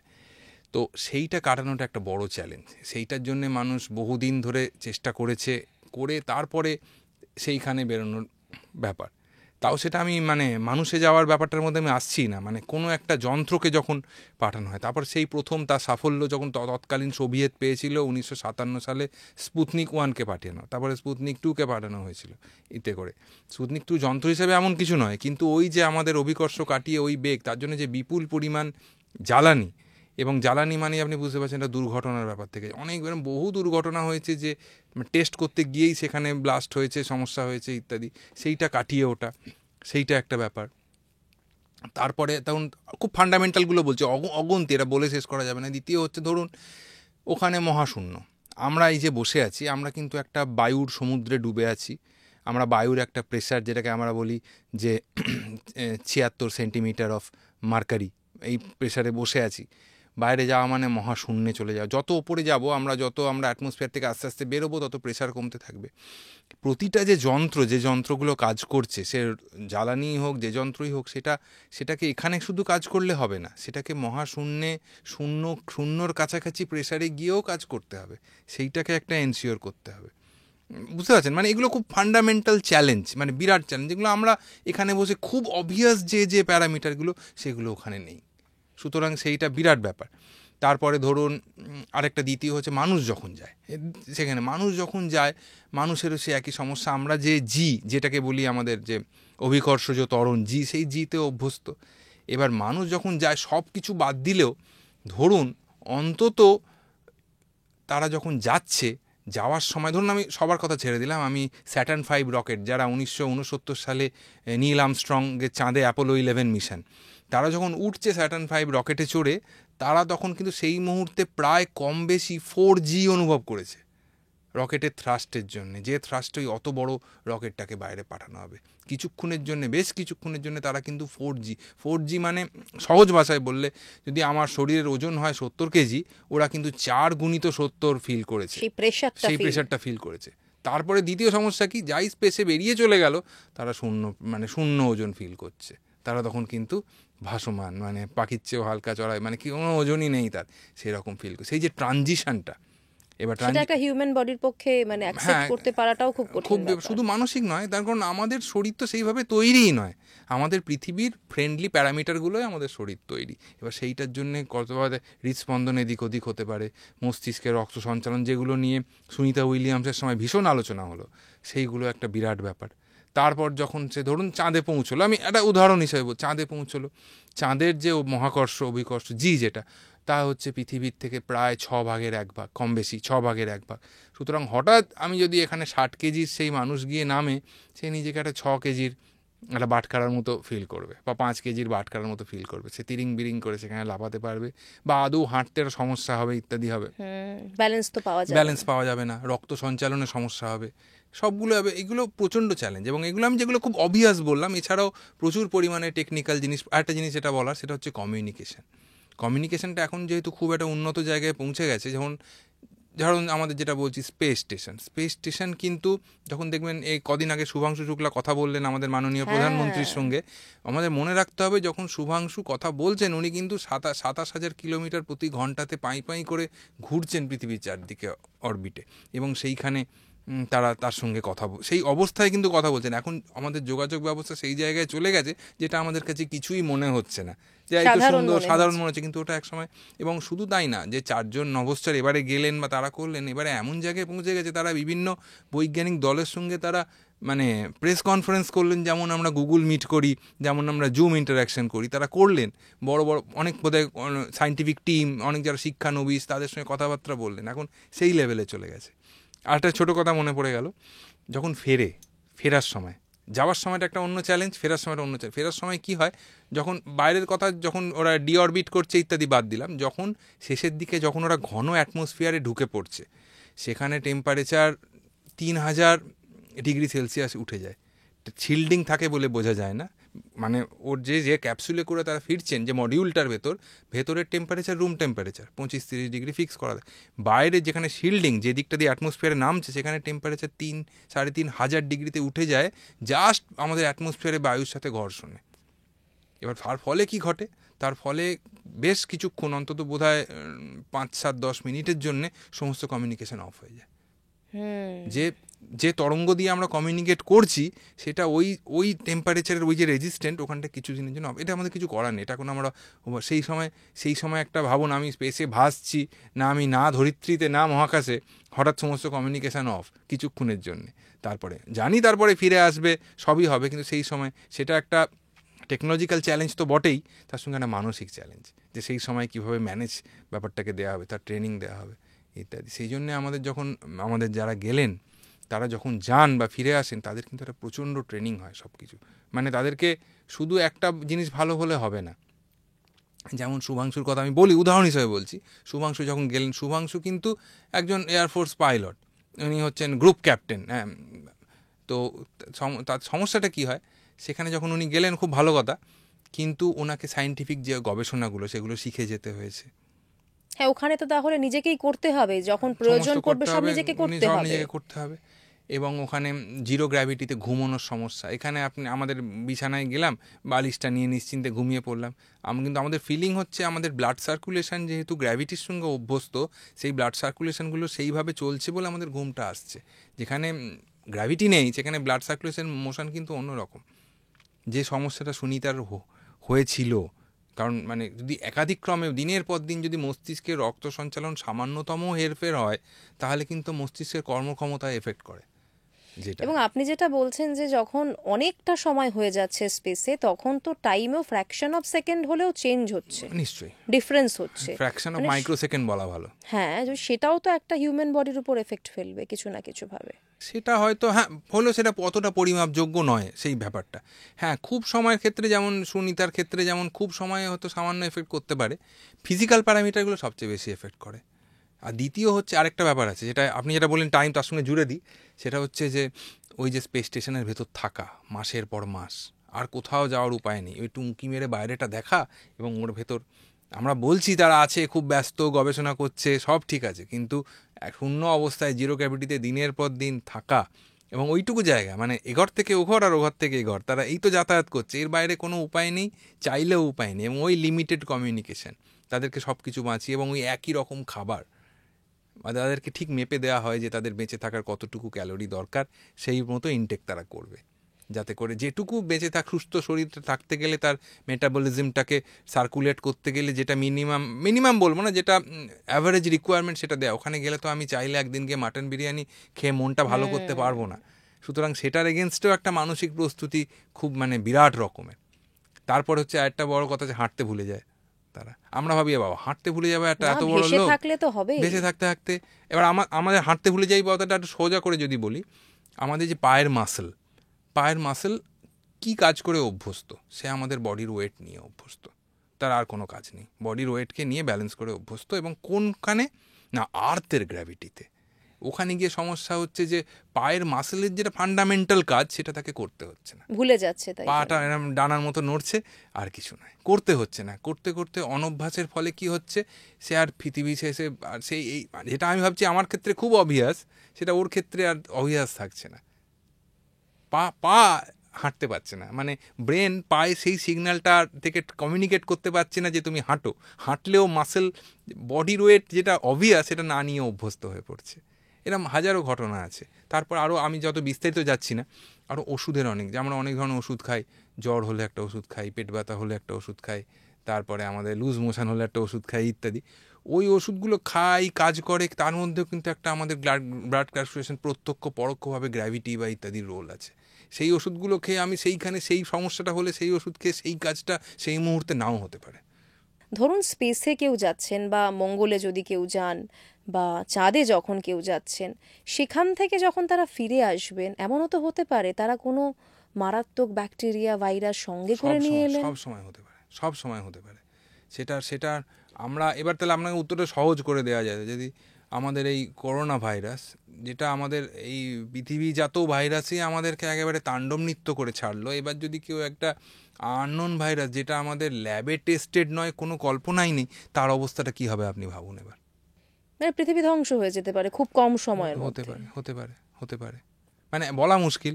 যদি সায়েন্স সেভাবে ডেভেলপ করে নেয় তাহলে হয়তো করবে না, বা সায়েন্স যদি সেভাবে চিন্তা করতে পারে, বা আমাদের কোনো রকম চেনা প্যাটার্নের সঙ্গে যদি ম্যাচ করে, তাহলে ভালো কথা, যে একটা অ্যান্টিডোট তৈরি করে ব্যবস্থা করা গেল। কিন্তু একেবারে আননোন উড়িয়ে তো দেওয়া যায় না। মানে সবকিছুরই একটা রিস্ক ফ্যাক্টর থেকেই যায়, রিস্ক ফ্যাক্টর খুব বেশি রকমই থেকে যায়। যেমন আপনি একটা ছোট জিনিস বলি, যেমন মঙ্গল নিয়ে এত উৎসাহ, কিন্তু মঙ্গল এখনো মানুষ যায়নি। তার একমাত্র কারণ হচ্ছে ফেরার সমস্যা, মানে ফেরার জ্বালানির সমস্যা। ওখানে যে রকেট যাবে মানুষ নিয়ে, তাকে ফিরতে গেলে ওখানে জ্বালানির ব্যবহার নিতে হবে, ওখানে কিছু জ্বালানি। যে কারণে মঙ্গলে জল খোঁজাটা এত পরিমরি করে, মানে মহাকাশ বিজ্ঞান আমাদের পৃথিবীর মানুষ খুঁজে বেড়াচ্ছে। জল থেকে হাইড্রোজেনটা নেওয়া যাবে ওখান থেকে, এখান থেকে গিয়ে আমি ব্যাগে ভরে জ্বালানি নিয়ে গিয়ে সেই জ্বালানি নিয়ে পৌঁছে সেখান থেকে ফিরে আসাটা ডিফিকাল্ট ব্যাপার। সেই জন্যে করা হচ্ছে। চাঁদকে কেন এত এক্সপ্লোর করা হচ্ছে? চাঁদকে এক্সপ্লোর করা হচ্ছে চাঁদের গ্র্যাভিটি কম বলে। আমাদের এই যে বললাম 11.2 কিলোমিটার পার সেকেন্ড, এইটা হচ্ছে আমাদের এসকেপ ভেলোসিটি। এইবার সেই এসকেপ ভেলোসিটি চাঁদের অনেক কম। সুতরাং চাঁদে যদি কোনোভাবে স্টেশন, জ্বালানি ইত্যাদি জোগাড় টোগাড় করা যায়, তাহলে চাঁদ থেকে অনেক দূরে অনেক তাড়াতাড়ি যাওয়া যাবে। তাহলে কি সত্যিই অদূর ভবিষ্যতে মানুষ চাঁদে গিয়ে ঘর পাতবে? আমি দুভাবে উত্তর দেব। প্রথম হচ্ছে, যেভাবে আমাদের তত্তর করে স্পেস সায়েন্স এগোচ্ছে বিশ্বব্যাপী, হয়তো এটা হবে। কিন্তু আমি যদি আমার জিজ্ঞেস করেন, আমার মনে হয় যে মানে কোনো বৈজ্ঞানিক পারপাস হলে আলাদা কথা, কিন্তু সাধারণভাবে চাঁদে গিয়ে কলোনি করবো, এই সুন্দর পৃথিবী ছেড়ে আমি যাবো কেন? আমি এত সুন্দর একটা ভগবান এতটা সুন্দর পৃথিবী দিয়েছেন আমায় থাকার জন্য, আমি এখানেই থাকবো, এখানেই আনন্দ করবো, এখানেই আমি হঠাৎ এই চিন্তাটা করতে যাব কেন? কোনো মানে হার্ডকোর বৈজ্ঞানিক প্রয়োজন ছাড়া আমি কেন চাঁদে যেতে যাব? আমি আমার এই সুন্দর পৃথিবী ছেড়ে আমি সেই মরতে চাই সুন্দর ভুবনে, আমি ছেড়ে যেতে চাই না। না, কিন্তু অনেকেই তো চান, অনেকেই বলেন যে মানে বাইরে গিয়ে যদি সেখানে মানুষদের থাকার জায়গা তৈরি করা যায়, এবং চাঁদ নিয়ে এটা কিন্তু যথেষ্ট পরিমাণে এখন চলছে, মঙ্গল নিয়ে আলোচনা চলছে। ওখানে ধরুন সেই ক্যাপসুলের মতো বানিয়ে তার ভেতর একটা মানে ঠিক পৃথিবীর মতো প্রেশার, টেম্পারেচার অমুক তমুক বানিয়ে একটা খোল, যার ভেতর, এবং পুরোটাই একটা শিল্ডিংয়ের মধ্যে থাকবে, করা যাবে। হয়তো মানুষ করবেও, যেভাবে হৈ হৈ করে এগোচ্ছে সব কিছু করবেও হয়তো। কিন্তু সেটা সেই রকমই হবে আর কি। সেটা মানে যেটা হওয়া উচিত সেটা হচ্ছে একটা বৈজ্ঞানিক প্রয়োজন ততটুকুর জন্য যদি করা যায়। মানে কলোনি মানে একদম গিয়ে সেখানে থাকলাম, এন্টারটেনমেন্টের মতো ব্যবস্থা, সেটা মানে জানি না মানে সেটা কতটা মানে তার আদৌ আমাদের এই পৃথিবীতে সুন্দর কিছু নেই আমাদের। আপনি এন্টারটেনমেন্টের কথা বললেন, মানুষ নাকি মানে কিছুদিনের মধ্যেই এন্টারটেনমেন্টের জন্য স্পেস স্টেশনে যাবে। হ্যাঁ, যাবে তো। আপনার পকেটের যদি তেমন দস্তুর থাকে তাহলে আপনি ধরুন কয়েক ঘন্টার জন্যে আপনার সঙ্গে ট্রেন্ড অ্যাস্ট্রোনটসরা থাকবেন যারা আপনাকে প্রোটেক্ট করবেন, বা আপনি বেসিক কিছু ট্রেনিং নিলেন, কিন্তু আপনাকে অ্যাস্ট্রোনট গোছের ভয়ঙ্কর রিগোরাস ট্রেনিং নিতে হবে না, সেই জ্ঞান লাভ করতে হবে না, কিন্তু আপনার পকেটে সেই দস্তুর থাকতে হবে। তাহলে আপনি ঘুরে এলেন, যে আপনি কিছুদিনের মধ্যে সাই করে ঘন্টাখানেক, ওই যে একজন বিখ্যাত উদ্যোগপতি উনি ঘুরে এলেন না কতদিন আগে, রিচার্ড ব্র্যানসন, না ওনার নাম বোধ হয় রিচার্ড ব্র্যানসনই ওনার নাম, উনি ঘুরে এলেন যে পকেটের দস্তুর থাকতে হবে, করলে ঘুরে আসা যাবে, স্পেস ট্যুরিজম। সেটা তো একটা, সেটাও কি শুরু হচ্ছে? হ্যাঁ সেটা শুরু হচ্ছে। সেটা এখন দেখছেন না যেভাবে যে মানে প্রাইভেটাইজেশন অফ স্পেস এক্সপ্লোরেশন হচ্ছে, মানে আমরা দেখেছি এতকাল যারা দেখেছি নাসা পাঠাতো, ইসা পাঠাতো, আমাদের ইসরো পাঠাতো, বা রসকসমস পাঠাতো, চায়নার স্পেস এজেন্সি পাঠাতো, মানে এরা তো প্রত্যেকে সরকারি, মানে এরা সরকারি ট্যাক্স পেয়ারের টাকায় হতো। এখন তো ইলন মাস্কের জমানা চলছে, এখন তো তারা স্পেস মানে তারা প্রাইভেট, খারাপ বলবো না, তারা অন্যরকম একটা সোর্স থেকে টাকা আসছে। এবং এখন তো এই যে Axiom-4 হলো, Axiom-4 তো সম্পূর্ণ প্রাইভেট কোম্পানি, তাদের সঙ্গে নাসা কোলাবোরেট করেছে, এবং স্পেস এক্সের থেকে তারা ফ্যালকন 9 রকেট ভাড়া করে গেছে, স্পেস এক্স আরেকটি প্রাইভেট কোম্পানি, এরকম চলছে তো বেশ, এটা তো এসে যাচ্ছে। এবং তার মানে তারা আমরা ভবিষ্যতে আমরা স্পেস ট্যুরিজম দেখব।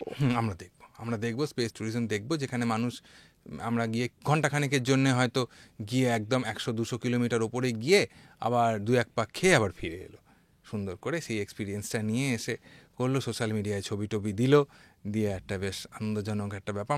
আমরা যেটা এখন লাদাখ টাদাখ গিয়ে করে থাকি আর কি, সেইটা স্পেসে গিয়ে আসছে সেই দিন, সেদিন হবে। আসছে। হ্যাঁ, পকেটটাকে আপনাকে একটু পকেট সে অ্যালাউ করলে আসছে সেই দিন, মানে আমি যেটা বলবো, আসছে বলাটা ভুল, টেকনোলজিক্যালি ইম্পসিবল আর থাকবে না এটা, টেকনোলজিক্যালি। ওই জন্যই চাইছে রিস্ক ফ্যাক্টরগুলো কমাতে। দাদা, চাঁদে কি সত্যি জমি কেনা যায়? কিনছেন লোকজন এখন সেই জায়গায়, চাঁদে গিয়ে সেখানে থাকবেন কিনা সেটা অন্য প্রশ্ন, কিন্তু এখন মানে সমাজের উপরের দিকের অনেক লোক যারা সেরকম আছেন তারা কিনছেন। যেমন শাহরুখ খান জমি, ওনার নামে একটি ক্রেটার আছেন কিনেছে, এবং আরও অনেক যারা মানে বিলিয়নিয়ার আছেন বেশ কিছু, যাদের আছে, কেনা যায়, তার উপায়ও আছে, ঠিক জায়গায় যোগাযোগ করা যায়। তবে একটা অন্য একটা ইনফরমেশন দিতে পারি, যেটা হচ্ছে অশেষ প্রসাদ মিত্র, এপি মিত্র, তিনি আমাদের বাঙালি তো বটেই, এবং আমাদের অ্যাটমসফেরিক সায়েন্সের গবেষণার একজন মানে পথিকৃৎ ব্যক্তি বলা যায়। তার অনারে কিন্তু চাঁদে একটি মিত্র ক্রেটার বলে একটা ক্রেটারের নাম করা হয়েছে। উনি একমাত্র বাঙালি যার নাম, আমরা বাঙালি তো একটু ভুলে জাতি, তো সব কিছু ভুলে যাই, এত বড় গৌরব, এটা এত বড় বাঙালির গৌরব, কিন্তু ওনার নাম আমরা হয়তো 90% বাঙালি আমরা ওনার নামই জানি না, আমরা তো জানতামই না আমরা সেইভাবে, কিন্তু সেটা আমাদের প্রত্যেকে জানা উচিত, আমাদের গর্বিত হওয়া উচিত। আপনি যেটা বললেন সেটা তো যায়, আপনি যেটা বলছেন চাঁদে মানে কেনা যায়, এনার মিত্রবাবু অবশ্য কেনেননি, ওনার অনারে ওনার নামে করা হয়েছে, কিন্তু এখন ওই আবার সেই স্পেস পকেটে যদি আমার দস্তুর থাকে যে আমি তাহলে পসিবল, তাহলে কেনা যায়। চাঁদের অন্তত কিছুটা ছোট্ট একটা ক্রেটার, ছোট্ট একটা ভূখণ্ড নিজের নামে করা যায়, সেটা সম্ভব। নগণ্য জমি হলো, আপনি 3 কাঠা জমি হলো নিজের নামে করে সেখানে একটা মানে ভার্চুয়ালি একটা লেভেল লাগানো যায়। আপনি সেখানে এবার ঘুরে গিয়ে সেখানে বাস করবেন কিনা সেটা সেই প্রশ্ন, পরের প্রশ্ন, কিন্তু যায়। দাদা, আপনার সাথে অফ ক্যামেরা একটা কথা হচ্ছিল, আপনি বলছিলেন যে যেভাবে সবকিছু পরিবর্তন হচ্ছে, পৃথিবী শেষের দিকেও চলে যেতে পারে একটা সময় গিয়ে, মানে এটা কেন আপনার মনে হলো? মানে নিশ্চয়ই কিছু কারণ আছে এর পেছনে। না, শেষের দিক বলবো না, কিন্তু আপনি তো অন্যভাবে আমি বলি, আমাদের প্রয়োজনীয় জিনিসগুলো তো ফুরিয়ে আসছে আস্তে আস্তে। যেমন শুরু থেকে বলছি, যেমন গত 200 বছরে শুধু ইন্ডাস্ট্রিয়ালাইজেশনের জন্যে যেভাবে কার্বন মনোঅক্সাইড পলিউশন যত হয়েছে, সেটা তার আগের 20,000 বছরে হয়নি। কতটা অ্যালার্মিং! আমরা প্রতি বছর দেখতে পাচ্ছি যে সমুদ্রের তাপমাত্রা বাড়ছে, প্রতি বছর আমরা দেখতে পাচ্ছি হিমালয়ের বরফ গলছে, প্রতি বছর আমরা দেখতে পাচ্ছি মেরুতে বরফ গলছে, মানে সমুদ্রের টেম্পারেচার বাড়ছে। এগুলো তো রিকভার করতে পারছি না।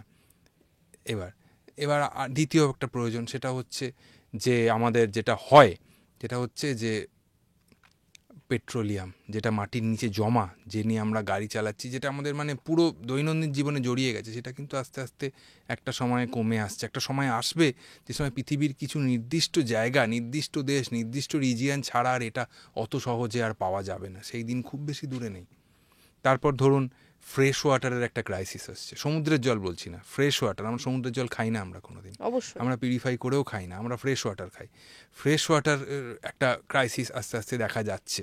ফ্রেশ ওয়াটার মানে নদীর জল, যেটাকে আমরা পিউরিফাই করে যেভাবে আমরা খাওয়ার উপযোগী করি, সেটা কমে আসছে। সুতরাং এই ব্যাপারগুলো চলছে। এবার আপনি যেটা বললেন সরাসরি এটা আমি বলবো না, কিন্তু আমাদের এখন অলরেডি আমরা অনেক দূর মানে ডিসিপ্লিনবিহীন জীবন কাটিয়ে আমরা সেই জায়গায় চলে এসেছি। প্রকৃতিকে আমরা সম্মান করছি না যতটা দরকার। প্রকৃতির যে সম্পদ সেটা কিন্তু সুন্দর, যে প্রকৃতির সম্পদের জন্যই প্রকৃতি সুন্দর, কিন্তু সেটাকে কতটা ব্যবহার করব, কতটা সময়, তার নির্ধারণ কিন্তু আমাদেরকে করতে হবে, যেটা আমরা অনেক ক্ষেত্রেই করছি না বলে কি হবে, প্রকৃতি বদলা নেবে এক সময়। প্রকৃতিতে আমরা গাছ কেটে ফেলছি, আমরা মানুষের বসতি চাইছি, সেই জন্য আমরা জঙ্গল কেটে ফেলছি। সুন্দরবন আয়তনে কত ছোট হয়ে গেছে, অ্যামাজন রিভারের জঙ্গল কত ছোট হয়ে গেছে। দাদা, এগুলোই কি বিজ্ঞানীরা বুঝতে পারছেন বলে তারা অল্টারনেট কোনো বাসস্থানের খোঁজ করছেন? খানিকটা ধরুন, এটা তো, কিন্তু আমরা যদি কলোনিও বানাই, যে অল্টারনেট বাসস্থান, সেটা তো পৃথিবী নয়। তার পৃথিবীর সুজলা সুফলা তো নয়। সেখানেও তো আমাকে আর্টিফিশিয়াল ব্যবস্থা করে যেখানেই যাই সেখানে যেতে হবে। সেটা তো পৃথিবীর মতো সুন্দর ধরিত্রী হবে না। সুতরাং কিন্তু এর উপায় একটাই, হ্যাঁ অন্য জায়গায় কলোনি করব, সেটা এর ডাইরেক্ট সলিউশন হতে পারে না। যেটা হতে হবে, আমাদেরকে সংযত হতে হবে। মহাকাশে যেমন আপনি দেখবেন, মহাকাশে যে যত সংখ্যক উপগ্রহ পাঠানো হচ্ছে, এখন সংখ্যাটা বোধহয় 10-12 হাজার ছাড়িয়ে গেছে আমাদের। আপনি যদি একটা ইউটিউবে বা অন্য জায়গায় অ্যাভেলেবল ছবিটা, যেখানে দেখবেন যে কত উপগ্রহ এই মুহূর্তে পৃথিবীর চারদিকে ঘুরে বেড়াচ্ছে, 10-12 হাজার। দাদা, একটা বিষয় মানে প্রশ্নটা না করলেই নয়, আপনি ভগবানে বিশ্বাস করেন? নিশ্চয়ই করি। যে কোনো বৈজ্ঞানিক মনোভাবাপন্ন মানুষের ভগবান বলুন, কোনো একটা সুপ্রিম শক্তি বলুন, বা তার কারণ এই যে আমাদের ব্রহ্মাণ্ড বলুন, পৃথিবী বলুন, প্রত্যেকে যে একটা ডিসিপ্লিনে আমরা চলছি, তার যে অ্যাকচুয়াল এদিক ওদিক হবার নয়, সেটা তো একটা সিস্টেমে যে চলছি, সেটার তো সিস্টেমের মধ্যে একটা শৃঙ্খলতা তো আছে। সেটা মানুষ হয়ে আমরা দুষ্টুমি করছি, দুশ্শৃঙ্খল হচ্ছে, সেটা অন্য কথা, কিন্তু যে প্রাকৃতিক নিয়মগুলো, সেগুলো তো প্রকৃতির নিয়মের মতো চলছে, আদি অনন্তকাল ধরে চলছে, আদি অনন্তকাল ধরে চলবে। তার তো অ্যাকচুয়াল এদিক ওদিক হচ্ছে না। নিউটনস ল তো অ্যাকচুয়াল এদিক ওদিক হচ্ছে না, কেপলার্স ল তো অ্যাকচুয়াল এদিক ওদিক হচ্ছে না। আইনস্টাইন যা বলে গেছেন সত্যি করে, সেই যখন মহাজাগতিক gravitational lensing, space time bending যখন হয়েছিল, তার তো অ্যাকচুয়াল এদিক ওদিক হচ্ছে না। সুতরাং ভগবান বলুন, সুপার পাওয়ার বলুন, যেই তো একটা সিস্টেম বলুন, নেচার বলুন, মানে একটা তো একজন তো ব্যাপার সেভাবে আছে। মানে ভগবান যদি বলেন আপনি রিলিজিয়ানের সঙ্গে কানেক্ট করেন, সেটা অন্য একটা আলোচনার মধ্যে চলে যাবে, সেটার মধ্যে আমি নিশ্চয়ই যেতে চাইছি না। কিন্তু একটা তো প্রকৃতির একটা শক্তি তো আছে, যারা এটা মানে সব কিছুর মধ্যে একটা, না হলে বিশৃঙ্খল এক চুলের জন্য কেন হচ্ছে না? হ্যাঁ, মানে প্র্যাকটিক্যালি আমরা যদি ভাবি, মানে আমরা বিগ ব্যাং থিওরির কথা আপনি বললেন, মানে সেটাও তো একটা বিন্দু থেকে শুরু হয়েছিল, তো তার পিছনে তো কোনো একটা পাওয়ার ছিল, সেটা তো সায়েন্স এখনো পর্যন্ত ব্যাখ্যা দিতে পারে। হ্যাঁ, মানে যদি আপনি বলেন এখন যে আমরা বলি তার পেছনে কি ছিল, সেটা হচ্ছে আমাদের প্রেজেন্ট, আমাদের যে বৈজ্ঞানিক যে আন্ডারস্ট্যান্ডিং, যে আমাদের যে ক্ষমতা, তার সেই নলেজের বাইরে। তার মানে এমন নয় যে আমরা হয়তো কোনোদিন জানতে পারবো না, বা ঠিক আপনি একটা প্রশ্ন করতে পারেন না যেটা ঠিক ওই সময়ই কেন শুরু হয়েছিল, একটা প্রশ্ন আপনি করতে পারেন। উত্তরটা হলো যে সেটা তো বলা যাবে না। মানে ওই সময়, সেটা অন্য সময় না হয় অন্য সময় শুরু হয়েছিল কিনা, বলা হয় যে ওর আগে কোনো সময় বলে জিনিস ছিল না। মানে সময়ের শুরুটাই হচ্ছে বিগ ব্যাংয়ের শুরু, বা সেই সময় থেকে কাল স্থান দুটোই শুরু হয়েছিল সেই সময় হয়েছিল। এবার আমাদের বিজ্ঞান এখন এতটা উন্নতি আমরা করেছি, সে অবজারভেশনই বলুন, বিশেষ করে কসমিক মাইক্রোওয়েভ ব্যাকগ্রাউন্ড যখন 1960s আবিষ্কার হয়, তখন এই বিগ ব্যাং থিওরিটা প্রচণ্ডভাবে সমর্থন হয়। কসমিক মানে যখনই যেদিকেই এই মানে আমাদের অ্যান্টেনা ঘোরানো হচ্ছে, দেখা যাচ্ছে একটা নয়েজ পাওয়া যাচ্ছে, একটা রেডিও নয়েজ, সব দিক থেকে একই নয়েজ। তার মানে চারদিক থেকে কী আসছে, কেন আসছে? তখন বিচার করে দেখা গেল পেনজিয়াস অ্যান্ড উইলসন, যারা 1978-এ নোবেল প্রাইজ পেয়েছিলেন এই আবিষ্কারের জন্য, তারা কিন্তু নিজেরাও প্রথমে বুঝতে পারেননি কী ঘটনা ঘটছে। তারা অন্য স্যাটেলাইটে সিগন্যাল ধরছিলেন, তারা দেখলেন একটা অন্য জিনিস ধরে ফেলেছেন। তারা বুঝতে পারলেন যে ওই বিগ ব্যাং থেকে শুরু হয়েছিল বলি, তারই যে ধ্বংসাবশেষ, তারই যে সিগন্যাল, সেটা বহু দূর থেকে আসছে সেই সময়। সেটাও তো সুশৃঙ্খলভাবে আসছে একটা সময়, এই ঘটনাটা তো ঘটছে মহাবিশ্বের। এবার আপনি বলেন আমরা এখন প্রায় 1400 কোটি বছর কেটে গেছে, কিন্তু তার মানে ঠিক আমাদের বিগ ব্যাংয়ের অব্যবহিত পরে কি হয়েছিল, সেটা তো আমরা এখন তার আন্দাজ তো আমরা পাচ্ছি, কিন্তু তার আগের আন্দাজটা এখনো পর্যন্ত করে ওঠা যাচ্ছে আমরা পাচ্ছি না।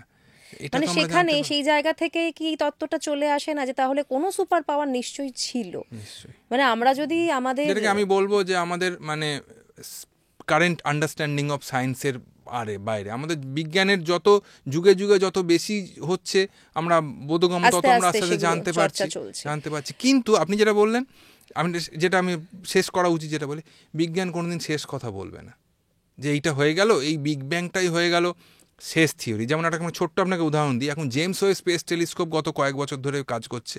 জেমস ওয়েব স্পেস টেলিস্কোপ অনেকগুলি তারা মানে গ্যালাক্সি বা এই ধরনের জিনিসপত্র আবিষ্কার করেছে, এক্স্যাক্টলি খুব ডিটেলে যাচ্ছি না। তারা বলছে যে তাদের বয়স হতে পারে বিগ ব্যাংয়ের থেকেও বেশি। তাহলে বিগ ব্যাং তো যদি আদিমতম ঘটনা হয়, তাহলে তারপরের ঘটনাগুলো কি করে এলো, তার ব্যাখ্যাটা কি? তার মানে বিগ ব্যাং থিওরিটা ভালো থিওরি, কিন্তু ওটা আমাদের মহাবিশ্বের শুরুর ফাইনাল থিওরি নয়। যদি আমাদের বেদের দিকে চলে যাই, বেদান্তর দিকে চলে যাই, সেখানে আমরা যে তত্ত্বগুলো পাচ্ছি, মানে সেখানেও তো ধরুন কিছু কিছু জিনিস খুব কমন হয়ে যাচ্ছে। এই যে গ্রহ নিয়ে কথা বলা, সংখ্যা নিয়ে কথা বলা, সেগুলো তো তখনও হাজার হাজার বছর আগে ছিল। ঠিক, তারা দেখুন, সেটা হচ্ছে প্রথম যেটা কথা, তখন যারা ঋষিমুনি ছিলেন তাদের বিজ্ঞান আমাদের মতোভাবে তথাকথিতভাবে উন্নতি না হলেও তাদের তো একটা প্রচণ্ড বৈজ্ঞানিক দৃষ্টিভঙ্গি ছিল, কোনো সন্দেহ নেই। কারণ তারা তাদের মুভমেন্ট, তারা গ্রহ যে চেনা, সেগুলো তো সেই যুগে আজ থেকে 2000 বছর আগে তো টেলিস্কোপ ছাড়া তারা আবিষ্কার করেছেন। এখনও আমরা দেখছি তারা সেইভাবেই তারা মুভমেন্টগুলো হচ্ছে, সেইভাবেই ঘটনাগুলো ঘটছে।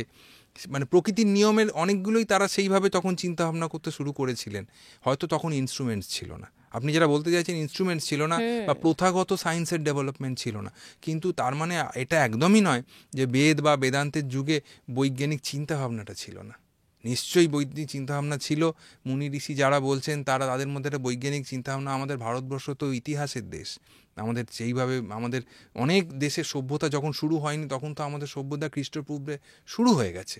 আমরা তখন তো রামায়ণ মহাভারত অলরেডি পড়তে শিখে গেছি। আমরা তাছাড়াও বিভিন্ন বৈজ্ঞানিক চিন্তাভাবনা আমরা করতে শিখে গেছি। হ্যাঁ, অদ্ভুতভাবে যদি আমরা মানে এই আলোচনাগুলো হয়, ধরুন আমরা যখন সবাই আলোচনা করতে বসি হয়তো এই কথাগুলো ওঠে, কিন্তু আপনাদের মতো কাউকে পাওয়া যায় না তখন সামনে এই বিষয়গুলো জানার জন্য। ধরুন আমি যদি মহাভারতের দিকে দেখি, ওখানে কিন্তু এরোপ্লেনের একটা ডায়াগ্রাম রয়েছে বলা হয়। তো সেই ধরনের প্রায় একই রকমের তত্ত্ব কিন্তু আমরা পরে দেখলাম যখন এরোপ্লেন তৈরি হলো।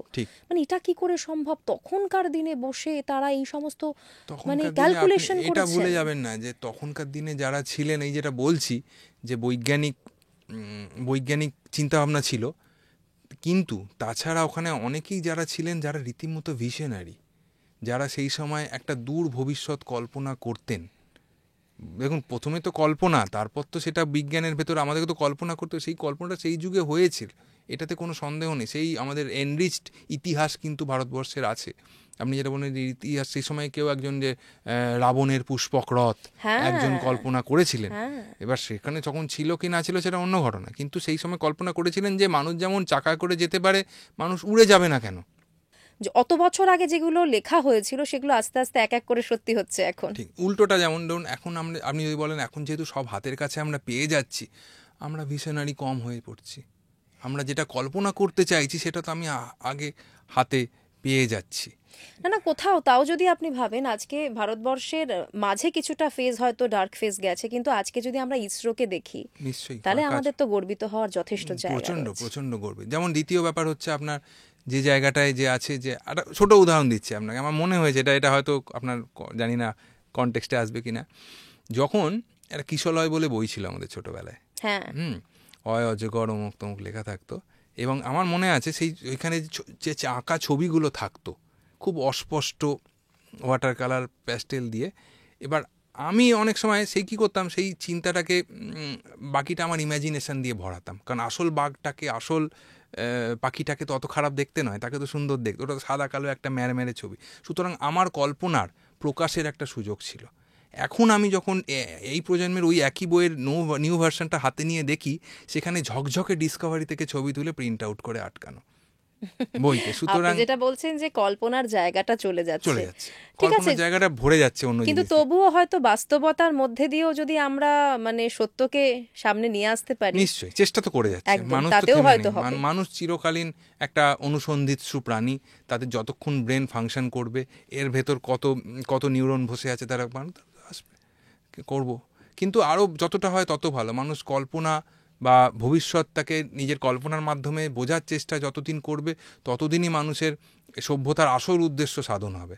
আমরা যদি এখন যাতে বসে আছি যে টেকনোলজি, সেটাকেই পরাকাষ্ঠা মনে করে আমরা মানে কল্পনাটা কমে যায়, সেটা আমাদের পক্ষে ভালো সিগন্যাল নয় বলে আমার মনে হয়। দাদা, এই যে আমরা এত আলোচনা করলাম, ধরুন ছেলেমেয়েরা যারা এগুলো সম্বন্ধে জানতে চায়, মানে সামনাসামনি, ধরুন ইসরোয় যাওয়া তো সম্ভব নয় বা নাসায় চলে যাওয়াও সম্ভব নয়, তারা কি করবেন? তাদের জন্য কোনো অপশন কি কলকাতায় রয়েছে? অবশ্যই, সেটা হচ্ছে আমি যে সংস্থায় আছি, Indian centre for space physics, আমাদের অধ্যাপক সন্দীপ কুমার চক্রবর্তী, ওনারই তত্ত্বাবধানে, উনি প্রতিষ্ঠাতা, উনি এখন স্ট্যানফোর্ড ইউনিভার্সিটির ভারতবর্ষের শ্রেষ্ঠ অ্যাস্ট্রোফিজিসিস্টের তকমা পেয়ে আসছেন। তো ওনারই কর্মকাণ্ড, যেখানে আমরা ওখানে গবেষণা সংস্থা, যেখানে আমাদের কাজ করি, আমাদের বিজ্ঞানীরা, ছাত্ররা আমাদের কাজ করে, তারা ক্যালকাটা ইউনিভার্সিটির, তা আমরা সিস্টার অর্গানাইজেশন। আমাদের প্রফেসর চক্রবর্তীর তত্ত্বাবধানেই আমাদের মিউজিয়ামটি তৈরি হয়েছে, যেখানে প্রায় 1200-1250 এক্সিবিট আছে। আসল চাঁদের মাটি, মঙ্গলের মাটি, অ্যাপোলো 11-এর যে আমাদের অ্যাপোলো 11-এর যে মডিউল, তার রেপ্লিকা, তারপর সত্যেন বোস, মেঘনাথ সাহা, তাদের অরিজিনাল, তাদের লেখালেখি আসল কপি। তারপরে আমাদের 300 বছরের পুরনো নিউজ পেপার, সেই ব্ল্যাক হোল অফ ক্যালকাটা যখন ঘটেছিল তখনকার আমলের নিউজ পেপার, তারপর ইউরি গ্যাগারিন, এদের, তারপরে নীল আর্মস্ট্রং, প্রত্যেকের অরিজিনাল হাতের লেখা ইত্যাদি আছে। মিউজিয়াম ছাড়া আমাদের যেটা আছে সেটা হচ্ছে আমাদের পূর্ব ভারতের বৃহত্তম টেলিস্কোপ আছে, যেটা 2 ফুট ব্যাসের টেলিস্কোপ, সম্পূর্ণ রোবোটিক, অটোমেটিক। সেটা সীতাপুর বলে একটি গ্রামে আছে পশ্চিম মেদিনীপুরে। সেখানে স্কুলে ছাত্রছাত্রীরা রেগুলার তারা যায়, তারা সেখানে গিয়ে থাকে, আকাশ অবজারভেশন করে, তারা সেখানে পড়াশোনা করে, প্রজেক্ট করে। সেখানে আমাদের সহকর্মীরাও সেখানে থাকেন, কাজ করে। বিশাল কর্মকাণ্ড আমাদের চলছে এবং আরও অনেক কিছু। আপনি প্রজেক্টের কথা বলছিলেন যে চাইলেই গিয়ে তারা প্রজেক্ট করতে পারে। হ্যাঁ, প্রজেক্ট যেটা বলছিলাম। এছাড়া আমাদের যেটা চলছে, আমাদের গত বছর থেকে শুরু হয়েছে, আমাদের অ্যাস্ট্রোনমির ওপর কোর্স চালানো হচ্ছে। কোর্স বলতে একদম elementary, gateway to the universe আমরা নাম দিয়েছি। আমাদের প্রফেসর চক্রবর্তী, ওনারই নেতৃত্বে সব আমরা সবাই মিলে করছি। মানে ধরুন, যে মহাকাশ সম্বন্ধে ভালো লাগে কিন্তু সে হয়তো অন্য ব্যাকগ্রাউন্ডের কিছুই জানে না, সে এখানে আসতে পারে, আমাদের ছোট কোর্স করতে পারে। এবং তাছাড়া আমাদের যারা হচ্ছে আপনার অ্যাডভান্স লেভেলের কোর্স, যেগুলো আরও প্রায় 10টা মতো অ্যাডভান্স লেভেলের কোর্সের সুযোগ আছে। যারা যারা সেই যোগ্য, তারাও করতে পারে। সমস্ত তথ্য আমাদের ওয়েবসাইটে পাওয়া যায় এবং সেই করে তাদের অনেকেই হয়তো পড়াশোনার সময় অ্যাস্ট্রোফিজিক্স বা এইসব পড়ে উঠতে পারেননি বা অন্য ধরনের, তাই তার মনের কোনো তো একটা ইচ্ছে থেকে যায়। এখন আমাদের অলরেডি প্রচুর স্কুল, কলেজ, ইউনিভার্সিটি পড়ুয়া থেকে আরম্ভ করে, ওয়ার্কিং প্রফেশনাল থেকে আরম্ভ করে, রিটায়ার্ড প্রফেশনাল পর্যন্ত আমাদের কাছে একসাথে ক্লাস করছেন। আমরাই ক্লাস করাই। আমাদের প্রফেসর চক্রবর্তী, উনি প্রচণ্ড অক্লান্ত পরিশ্রম এবং আমাদের ওটার জন্য আমাদের অনুপ্রাণিত করে চলেছেন। এটা অন্য দিগন্ত খুলে দিয়েছে। অনেক কিছু আজকে জানলাম দাদা, ভীষণ ভালো লাগলো। আরো অনেক অনেক আলোচনা বাকি থেকে গেল, কেননা এই সাবজেক্ট কিন্তু একটা পডকাস্টে কভার করা সম্ভব নয়। নিশ্চয়ই নয়। কিন্তু খুব ভালো লাগলো। অনেক অনেক ধন্যবাদ আপনাকে। ধন্যবাদ।